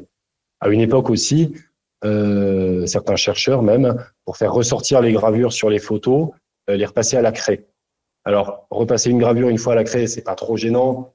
Il n'y a pas de matière organique a priori dessus. Bon, pourquoi pas? Mais quand tu as 50 personnes qui repassent la gravure à la craie, à la fin, ta gravure, elle est totalement lisse, au fond. Tu vois même plus cet assemblage de petites cupules dont je parlais. Les contours sont même plus très nets. Et tu finis même par ajouter des éléments qui se trouvaient pas sur la gravure. L'exemple de la gravure du Christ, par exemple, qui s'appelle le Christ parce que c'est un visage assez émacié, avec une sorte de couronne d'épines autour de la tête. Mais bon, a priori, c'est pas le Christ. On sait, grâce aux photos des années 50, la comparaison des photos des années 50 et aujourd'hui, qu'avec l'usage de la craie, on lui a rajouté un troisième œil qui n'existait pas. Et alors du coup c'est quand même accessible gratuitement. Donc si on est dans le coin, on peut aller se balader et voir quand même quelques gravures, quoi. Complètement. J'invite d'ailleurs tous les gens qui nous écoutent à venir découvrir ce site. Enfin, à pas venir trop nombreux parce que c'est bien qu'il n'y ait pas trop de monde non plus, mais venez en petits groupes. Et c'est un site qui est magnifique. Il y a un musée, le musée de Tende, qui a été créé en 96 au pied du site, qui explique toutes ces gravures. Et le site mérite véritablement d'être visité, à la fois pour sa richesse archéologique et puis pour son patrimoine naturel, qui est aussi assez fantastique. Bon, tu nous disais qu'on avait quasiment tout répertorié. On découvre plus de gravures aujourd'hui, là-bas? Ça arrive encore, ponctuellement. En 2017, un guide du parc, Thibaut Dufay, d'ailleurs à qui je rends hommage parce qu'il est décédé récemment, a découvert des gravures dans un vallon qui s'appelle le vallon du Haut-Couleta, qui est un vallon qui est assez en dehors de la zone de répartition connue des Merveilles et de Fontanalba. Alors si les gravures en elles-mêmes étaient assez schématiques, des traits, des rectangles, tout ça, iconographiquement ça apportait pas grand-chose, ça a permis quand même de poser un point supplémentaire. Et dans l'hypothèse où ces gravures témoignent du passage de bergers néolithiques, ça donne un nouveau jalon sur les voies de passage de transhumance éventuelles depuis l'arrière-pays et depuis les plaines jusqu'aux hauteurs du Mont Bégaud. Donc ça arrive encore de temps en temps. Il y a des roches qui sont tellement élimées, tellement érodées, qu'il est encore possible qu'on tombe sur des gravures. Mais grosso modo, l'ensemble des gravures, les 35 000, voilà, ça va pas beaucoup bouger. Je fais le pari que d'ici 10 ans, on ne sera pas à 70 000. On sera peut-être à 35 002, 35 003, mais ça doublera pas. Et dans ce coin-là, du coup, on a retrouvé autre chose que des gravures, du mobilier, des structures, des choses qui peuvent nous renseigner finalement sur le contexte. Un petit peu. Tu vois, on parlait tout à l'heure de datation. Donc, je te disais que la datation, elle avait été essentiellement réalisée par typologie des armes représentées. Mais c'est vrai que le contexte et les objets retrouvés dans ce qu'on appelle les djas, c'est des abris sous roche. En fait, c'est la même étymologie que le mot jas en Provence. Donc, c'est des maisons, des abris. Enfin, des maisons. Vraiment, c'est des abris naturels, des abris rocheux. Au fond, à l'intérieur de ces abris, on a retrouvé un peu de silex, un peu de poterie. Pas grand-chose parce qu'ils n'ont pas été beaucoup fouillés jusqu'à présent, mais qui permettent de donner aussi un contexte chronologique. On sait voilà, que les premières fréquentations de la vallée des Merveilles interviennent dès le néolithique ancien. Donc c'est ce pourquoi un de mes collègues, Thomas Huet, a proposé que les plus anciennes gravures soient du néolithique ancien. Mais bon, de là à prouver que parce que les gens étaient là dès le néolithique ancien, ils ont fait des gravures, c'est pas évident. Et puis on retrouve ensuite du mobilier qui court du néolithique moyen au néolithique final jusqu'aux âges des métaux. Donc on sait que le site était encore pratiqué sur toute la durée en fait de réalisation des gravures. Je te propose d'avancer un petit peu dans cet entretien pour se rapprocher de stèles que toi tu as étudiées. Tu t'es beaucoup intéressé aux stèles anthropomorphes. Ça ressemble à quoi une stèle anthropomorphe ? Finalement, c'est l'ancêtre des statues actuelles. Voilà, tu prends une statue actuelle, une statue humaine, tu la fais un peu plus fruste, un peu moins bien faite, et c'est une stèle anthropomorphe. C'est souvent des représentations en pied de personnages, masculins ou féminins, gravés ou sculptés sur une face ou sur les deux, qui peuvent faire entre quelques dizaines de centimètres de haut. Alors, en deçà de 25 centimètres, on est vraiment sur des statuettes, donc on ne peut plus parler de stèles. À partir de 30-40 centimètres, on peut parler de stèles. Et ces stèles, elles peuvent mesurer jusqu'à 4,50 m. Donc, avec des personnages représentés plus que grandeur nature. Et voilà. Et donc, c'est des individus masculins, féminins, avec des représentations des éléments anatomiques, donc parfois assez détaillés. On a les traits du visage, on a parfois des tatouages, parfois des scarifications, des éléments assez complexes au niveau du visage. Les cheveux, les yeux, la bouche est souvent absente. Les armes également. Il y a tout un tas d'attributs représentés sur ces stèles, des vêtements, des parures, des perles, des colliers, et puis des éléments anatomiques parfois assez surprenants. En Languedoc, par exemple, sur les champs, donc sur les côtés des stèles, on a des bandes qui évoquent fortement des côtes saillantes. Donc tu vois, comme si c'était des personnages un peu décharnés. En Rouergue, en Aveyron, dans le Tarn et dans l'Hérault, on a au dos des stèles anthropomorphes des représentations d'omoplates. C'est pareil, c'est pas fréquent non plus, c'est pas commun de représenter l'omoplate sur un individu. Donc voilà, grosso modo, voilà, c'est ça, c'est des grands blocs de pierre, plus ou moins détaillés, qui figurent des individus schématiques ou plus complets. Nous avertissent que les marcheurs blancs sont bientôt de retour et qu'il faut faire attention. Et t'en as beaucoup étudié, toi, les stèles ? Ouais, dans le sud de la France, c'est la région la plus riche en stèles anthropomorphes de France, et c'est l'une des plus riches d'Europe. Il y a vraiment des hotspots en Europe. Pareil, on ne sait pas forcément pourquoi à certains endroits les gens se sont mis à faire des stèles et à d'autres pas. Mais dans le sud de la France, ils en ont fait plein. Dans les Alpes, ils en ont fait pas mal aussi. Je vous parlais tout à l'heure de Sion, d'Aoste, ils en ont fait beaucoup. En Espagne, ils en ont fait un peu, en péninsule ibérique. Et dans le sud de la France, moi, j'en ai comptabilisé 255 au moment de ma soutenance de thèse. Et comme c'est un corpus qui ne cesse pas d'évoluer, depuis ma soutenance, je crois qu'on est maintenant à 270. On va continuer à en découvrir assez régulièrement. Par exemple, tout récemment, il y a une collègue qui m'a contacté, qui travaillait au musée des Confluences à Lyon, et qui, en ouvrant un tiroir un petit peu par hasard, s'est rendu compte qu'il y avait des fragments de pierre qui ressemblaient beaucoup à des stèles anthropomorphes et qui étaient inventoriés jusque-là comme des fragments de tuiles gauloises. Tu vois, vraiment rien à voir. Et en fait, ces stèles, elles étaient rentrées dans les collections fin 19e. Elles ont été immédiatement identifiées comme telles et elles ne sont jamais ressorties depuis. Donc, à la fois sur le terrain et même en musée, on fait de nouvelles découvertes. Et quand on parle de ces stèles, on parle de quelle période, hein ? C'est contemporain, grosso modo, des gravures du Mont Bégaud. Donc, c'est néolithique moyen, néolithique final. Les plus anciennes stèles sont les stèles provençales, qui apparaissent entre 3900 et 3600 avant Jésus-Christ. Ensuite, c'est au néolithique final, véritablement à l'âge du cuivre, au chalcolithique, que la plupart des stèles sont produites, entre 3000 et 2500. Pour donner une idée de ce qui se fait ailleurs à l'époque, 2800, c'est les grandes pyramides d'Égypte. Sur le plateau de Gizeh, on construit des grandes pyramides, pendant qu'en France, on fait ces stèles anthropomorphes. Donc c'est véritablement néolithique moyen, néolithique final. Et c'est un phénomène qui est réellement pan-européen, en fait. On se met à en faire un peu partout. Sur les rives de la mer Noire aussi, dans les steppes, ce qu'on appelle les steppes pontiques, en Ukraine, les gens se mettent aussi à dresser des stèles anthropomorphes qui ressemblent assez curieusement aux stèles du Midi de la France. Ce qui a fait que certains chercheurs ont proposé qu'il y ait eu une influence venue de l'Est et se propageant vers l'Ouest avec ce phénomène des stèles anthropomorphes. Alors, au début de l'entretien, on disait on a une fâcheuse tendance à vouloir créer des cases pour essayer de mieux faire rentrer ce qu'on étudie dedans pour mieux les comprendre. Sur ces stèles, est-ce qu'il y a plusieurs cases aussi ? Est-ce qu'il y a plusieurs ensembles de stèles qu'on peut distinguer ? Quand j'ai commencé ma thèse, j'ai comptabilisé un petit peu toutes les cases dans lesquelles on avait pu ranger ces stèles.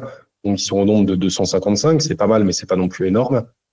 Et on les avait subdivisés jusqu'à 16 cases, ce qui fait beaucoup, sachant que certaines cases sont très remplies, parce que certains types de stèles sont très homogènes.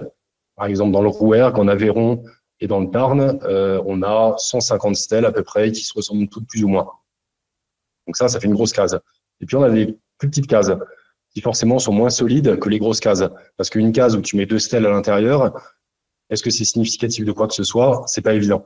Donc des cases, on en crée pour les stèles. Moi-même, j'en ai créé de nouvelles. Donc j'ai contribué à rendre le problème encore plus obscur qu'il l'était jusqu'à présent. Chacun crée ses cases. Moi, j'ai essayé de réduire. Mon idée, ça avait été de réduire un petit peu ce nombre de cases qui me paraissait pas forcément significatif dans la mesure où, comme on le disait tout à l'heure, nous est parvenu qu'une fraction infime des productions iconographiques de l'époque. Et parfois, il peut être un petit peu arbitraire et pas forcément significatif de vouloir toucher à un niveau de complexité typologique aussi précis que ce qu'on pourrait faire en réalité. Donc, tu vois, moi, j'ai réduit, je suis passé de 16 cases à 8 cases, et ça me semble déjà pas mal. Et ces cases, elles se répartissent régionalement. D'ouest en est, on a pas mal de cases en Occitanie, pas mal de cases en Provence, et ça monte un petit peu jusqu'à l'Ardèche, à la Drôme. On a aussi des styles de stèles anthropomorphes caractéristiques de ces régions-là, des gorges de l'Ardèche, par exemple. Et alors, durant le pré-entretien, là, tu nous parles de 8 cases, tu nous parlais de 3 grands ensembles de stèles, et dont un que tu as étudié, qui est celui des stèles de Provence. Ouais, c'est les 3 plus riches. C'est donc les stèles de Provence, les plus anciennes, qui, comme je le disais, sont probablement associées à la sphère funéraire et jouaient le rôle donc de substitut de défunts. Et il y a 2 autres cases très intéressantes, assez riches aussi, qui se trouvent toutes les 2 en Occitanie, alors que j'ai appelé de manière très barbare la case alpha et la case gamma. Mais on va leur donner des noms un peu plus sympathiques, puisque ces 2 types de stèles, ils ont une caractéristique, c'est qu'au niveau du visage, on a des représentations, enfin des motifs assez particuliers autour du nez, autour des yeux. Dans un cas qui ressemble un petit peu à des moustaches de chat, on pourrait dire la case moustache de chat, et dans l'autre cas plutôt des têtes de chouette ou des cernes. Donc on pourrait les appeler des stèles à tête de chouette. Et en fait, ces 2 types de stèles, ils ont été produits par 2 sociétés contemporaines et voisines, qu'on appelle le groupe des Treilles et le groupe de Fontbouis, donc qui sont des groupes culturels qui ont été définis sur la base de leur céramique, de leur silex taillé, etc. Et ces 2 groupes, ils étaient voisins et ils étaient certainement concurrents sur pas mal d'aspects, et notamment la métallurgie du cuivre, puisqu'on sait que le Massif central étant particulièrement riche, en tout cas la frange méridionale du Massif central étant très très riche en gîtes de cuivre, ces sociétés, c'est parmi les premières en France à avoir exploité le cuivre, à l'avoir transformé et à avoir produit des armes, des objets, des parures, des poignards, etc. Et donc on peut imaginer qu'il y avait une sorte d'antagonisme entre ces 2 cultures voisines contemporaines. Et ce qui est intéressant, c'est qu'a priori, cet antagonisme, dont il est difficile de retrouver des vestiges matériels. Alors, il y a peut-être des traces de conflits, mais bon, c'est assez débattu. On a quelques bons hommes qu'on retrouve un petit peu dans des sépultures avec des pointes de flèches fichées là où elles ne devraient pas être, et c'est pas tout à fait anodin. Mais si on prend le cas des stèles anthropomorphes et qu'on confronte les deux productions, donc la production du groupe des Treilles avec ses stèles à moustache de chat et la production du groupe de Fontbouis avec ses stèles à tête de chouette, on se rend compte qu'il y a un système d'opposition qui est certainement est révélateur de l'antagonisme dont je parlais. Puisqu'au niveau du visage, donc on a ces motifs, ils sont interprétés de manière assez sûre comme des tatouages ou des scarifications. Depuis le début du 19e, enfin, milieu du 19e, on n'a pas trouvé de meilleure explication. Certains ont proposé que ce soit un voile sur le visage, mais bon, ça marche pas parce qu'en même temps, le bas du visage est visible, donc le voile, il cache pas grand-chose. Les peintures corporelles, c'est possible. En tout cas, il y a des chances que ce soit un ornement tégumentaire, un tatouage, une scarification. Ce qui finalement revient un peu au même, puisqu'on sait que dans la plupart des sociétés traditionnelles, le tatouage ou la scarification, ils ont une valeur de marqueur identitaire. C'est vraiment dire, on appartient à cette communauté, nous, c'est comme ça qu'on se tatoue, qu'on se scarifie, et on est différent de la communauté voisine.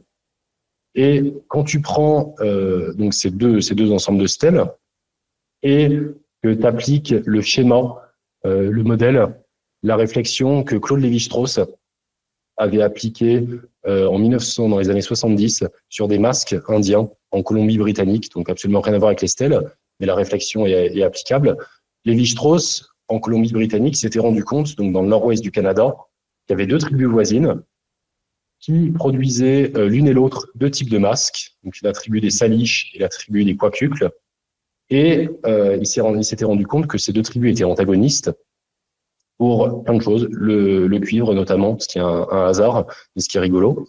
Leur mythe également s'opposait. Enfin, il y avait plein d'aspects de leur culture qui s'opposaient, et leur production de masques s'opposait elle aussi. C'est-à-dire que les Quakucles réalisaient des masques avec un fond noir, les Salish plutôt avec un fond blanc, les uns avec une garniture de plumes, les autres avec une garniture de poils, les autres avec des orbites caves, creuses, les autres avec des yeux exorbités, et ainsi de suite.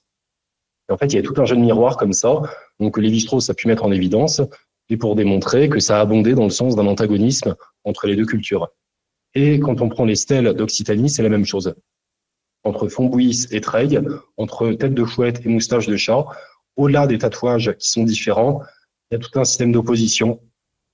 Alors, je ne vais pas tous les citer, mais par exemple, la représentation du décharnement, qui est commune aux deux types de stèles. Donc, c'est des personnages représentés très maigres, très émaciés. Moi, je pense que c'est peut-être des cadavres de défunts. Les uns sont représentés avec des omoplates saillantes, les autres avec des côtes saillantes. Dans certains cas, les stèles sont très grandes, dans d'autres plus petites. Dans un cas, les stèles sont sculptées sur les deux faces, dans l'autre, c'est sur une seule. Dans certains cas, les personnages sont représentés en pied. Dans l'autre cas, c'est uniquement en buste ou en demi-figure. Dans certains cas, les poignards sont très fréquents au niveau du plastron. Dans d'autres, ils ne le sont pas, et ainsi de suite.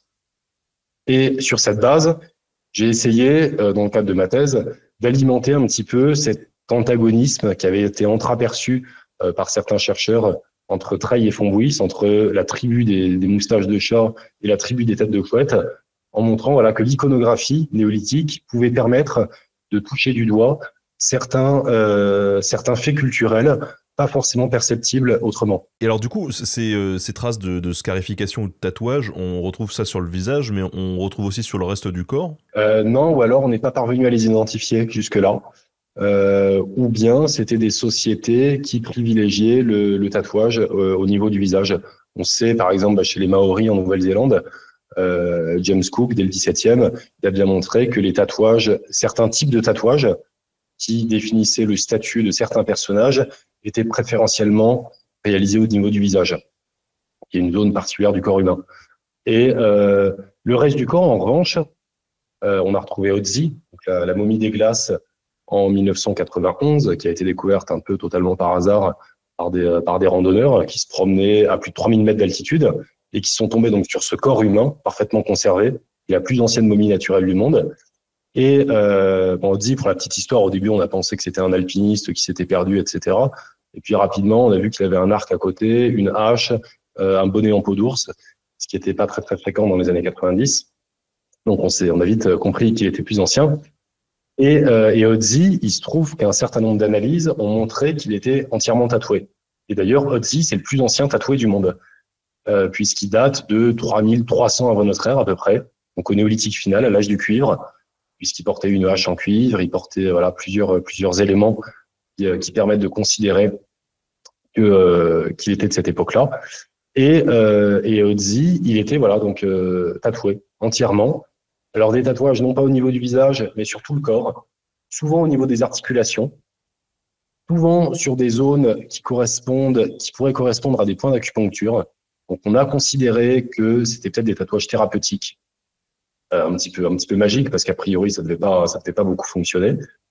Mais voilà, Otzi, plus ancien tatoué du monde, mais pas au niveau du visage et pas des motifs très figuratifs. Sur les périodes plus récentes, dans l'Altaï, en Russie, etc., on a pu retrouver à l'âge du fer des femmes, notamment avec des tatouages de dragons, d'animaux mythiques assez complexes. Là, sur le néolithique et sur Otzi, c'est plutôt des croix, des traits, des points, donc des choses assez peu ornementales finalement. Ce qui a aussi alimenté l'hypothèse que c'était plutôt des tatouages à vertu fonctionnelle, pratique, thérapeutique, plutôt qu'ornementale. On a une idée de comment ils pouvaient se faire ces tatouages ou pas du tout? Alors, il y a des objets dans le néolithique occitan, des poinçons, ce qu'on appelle les alènes aussi, qui sont ou en os ou en cuivre, dont on ne connaît pas très très bien la fonction et qui pourraient éventuellement correspondre à des dermographes en fait préhistoriques. C'est pas impossible. Ça reste à prouver, mais c'est des objets mal connus, dont la fonction n'est pas connue, des objets produits par des sociétés qui produisent des images avec des tatouages ou des scarifications, donc a priori qui se tatouaient ou se scarifiaient elles-mêmes. Donc il n'est pas impossible que ces objets-là, ils aient servi à ça. Donc à inciser la peau, à mettre du charbon à l'intérieur, puisque Otzi, on sait que c'est du tatouage au charbon. Et voilà. Ouais. Et ces stèles, du coup, sur lesquelles tu as bossé, elles ont été découvertes où, en fait, et quand? Où et quand? D'abord en Provence, à partir de 1838. Et au début, on parlait un peu de l'origine de la préhistoire, du néolithique, etc. Et 1838, c'est juste 2 ans après 1836. Tu vois, comme je sais bien compter. Et donc, 1836, c'est Thomsen, le Danois Thomsen, qui définit la préhistoire. Donc, en fait, 1838, quand Prosper Renault, qui est un architecte qui se promène sur sa propriété dans les Alpilles, à la Puagère, tombe sur ces stèles, il sait absolument pas quoi en faire. La préhistoire, elle existe à peine dans l'esprit des scientifiques. Le néolithique, c'est même pas la peine d'en parler. C'est 1865, donc aucune idée que ça pourrait appartenir au néolithique. Et même l'art préhistorique, on se doute même pas encore qu'il y a de l'art à la préhistoire, puisque la notion d'art préhistorique, elle apparaît en 1864 avec la découverte du mammouth de la Madeleine à Tursac en Dordogne, qui est un mammouth gravé sur de l'ivoire fossile de mammouth. Donc en fait, les fouilleurs, quand ils sont tombés là-dessus, ils se sont dit, OK, si une gravure est réalisée sur un objet qui lui-même est de manière avérée préhistorique, il est forcément préhistorique lui-même. L'image est forcément préhistorique, et donc on a bien affaire à de l'art préhistorique. Et donc pour dire que quand ces découvertes sont faites en Provence, il y a un cadre archéologique qui est inexistant. Donc voilà, ça reste longtemps lettre morte. Il y a d'autres découvertes qui sont faites en Occitanie dès les années 1850.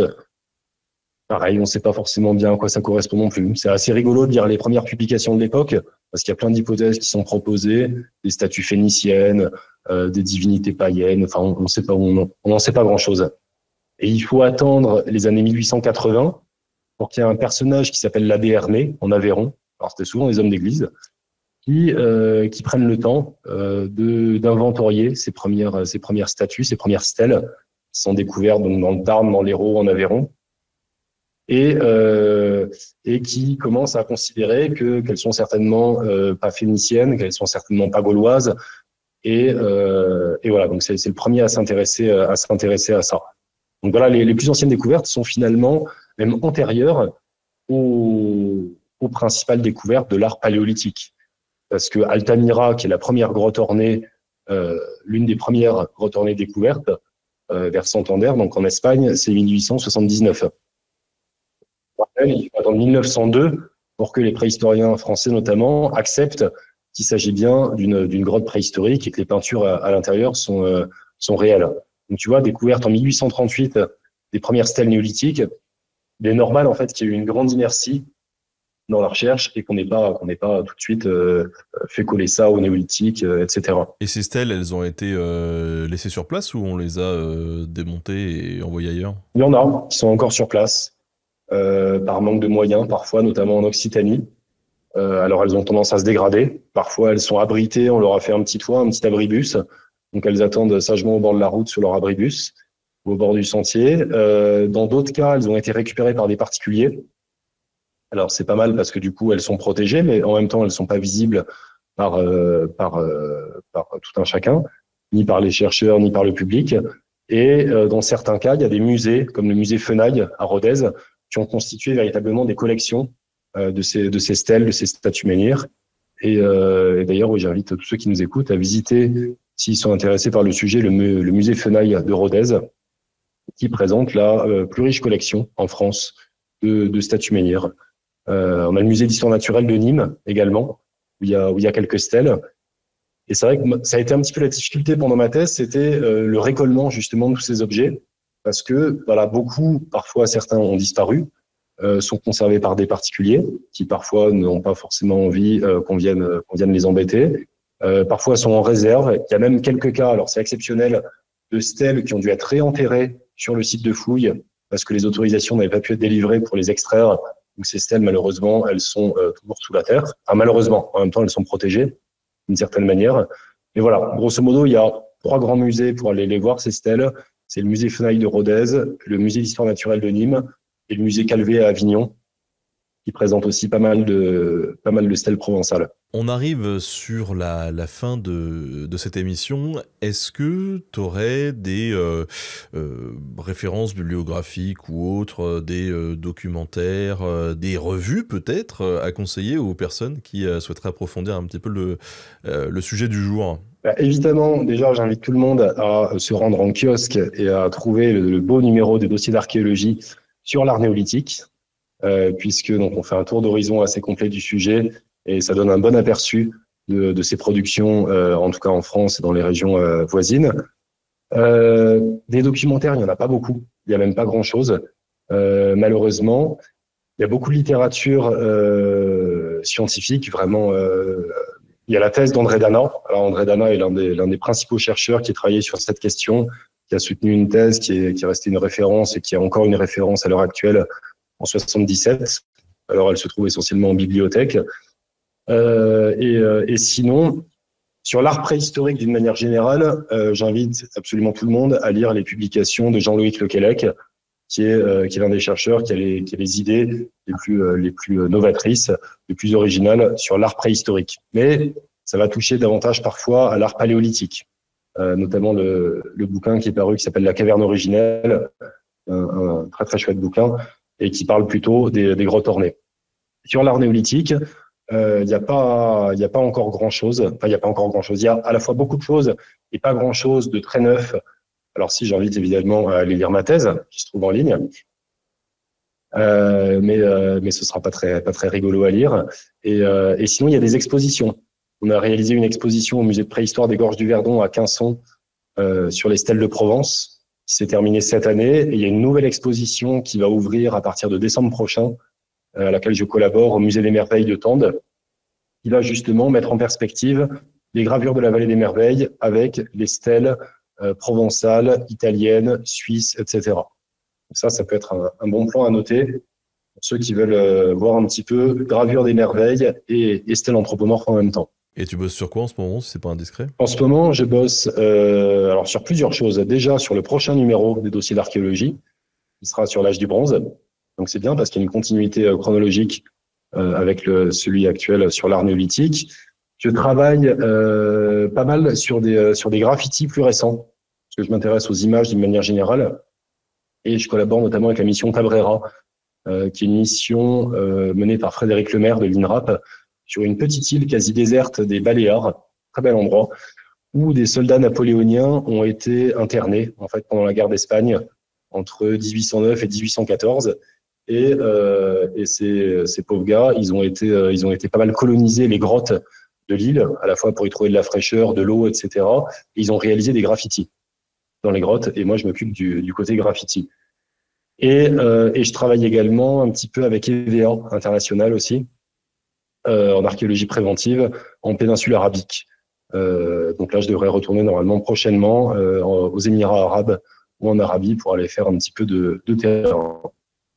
Voilà pour mon actu. Est-ce que tu souhaiterais rajouter un petit mot pour ceux qui nous écoutent voilà, tu as l'occasion de leur dire à quel point l'art néolithique est formidable, donc je t'en prie. Eh ben, intéressez-vous à l'art néolithique, vraiment. Intéressez-vous à l'art néolithique parce que ça dit beaucoup de choses sur les sociétés du passé, sur les sociétés actuelles aussi parfois. Je parlais tout à l'heure de mégalomanie de certains. Dès le néolithique, donc ça peut éclairer certains aspects de l'actualité. Voilà, intéressez-vous à l'art néolithique, c'est un art qui est méconnu, qui se visite souvent, enfin qui se visite au sens où voilà, il y a des musées qui présentent ses œuvres, il y a des sites comme la Vallée des Merveilles, comme Fontainebleau, qui sont des sites vraiment extraordinaires, qui se visitent contrairement à la plupart des grottes ornées paléolithiques qui sont plus accessibles pour des raisons de protection. Donc profitez-en, c'est un art méconnu qui gagne à être connu.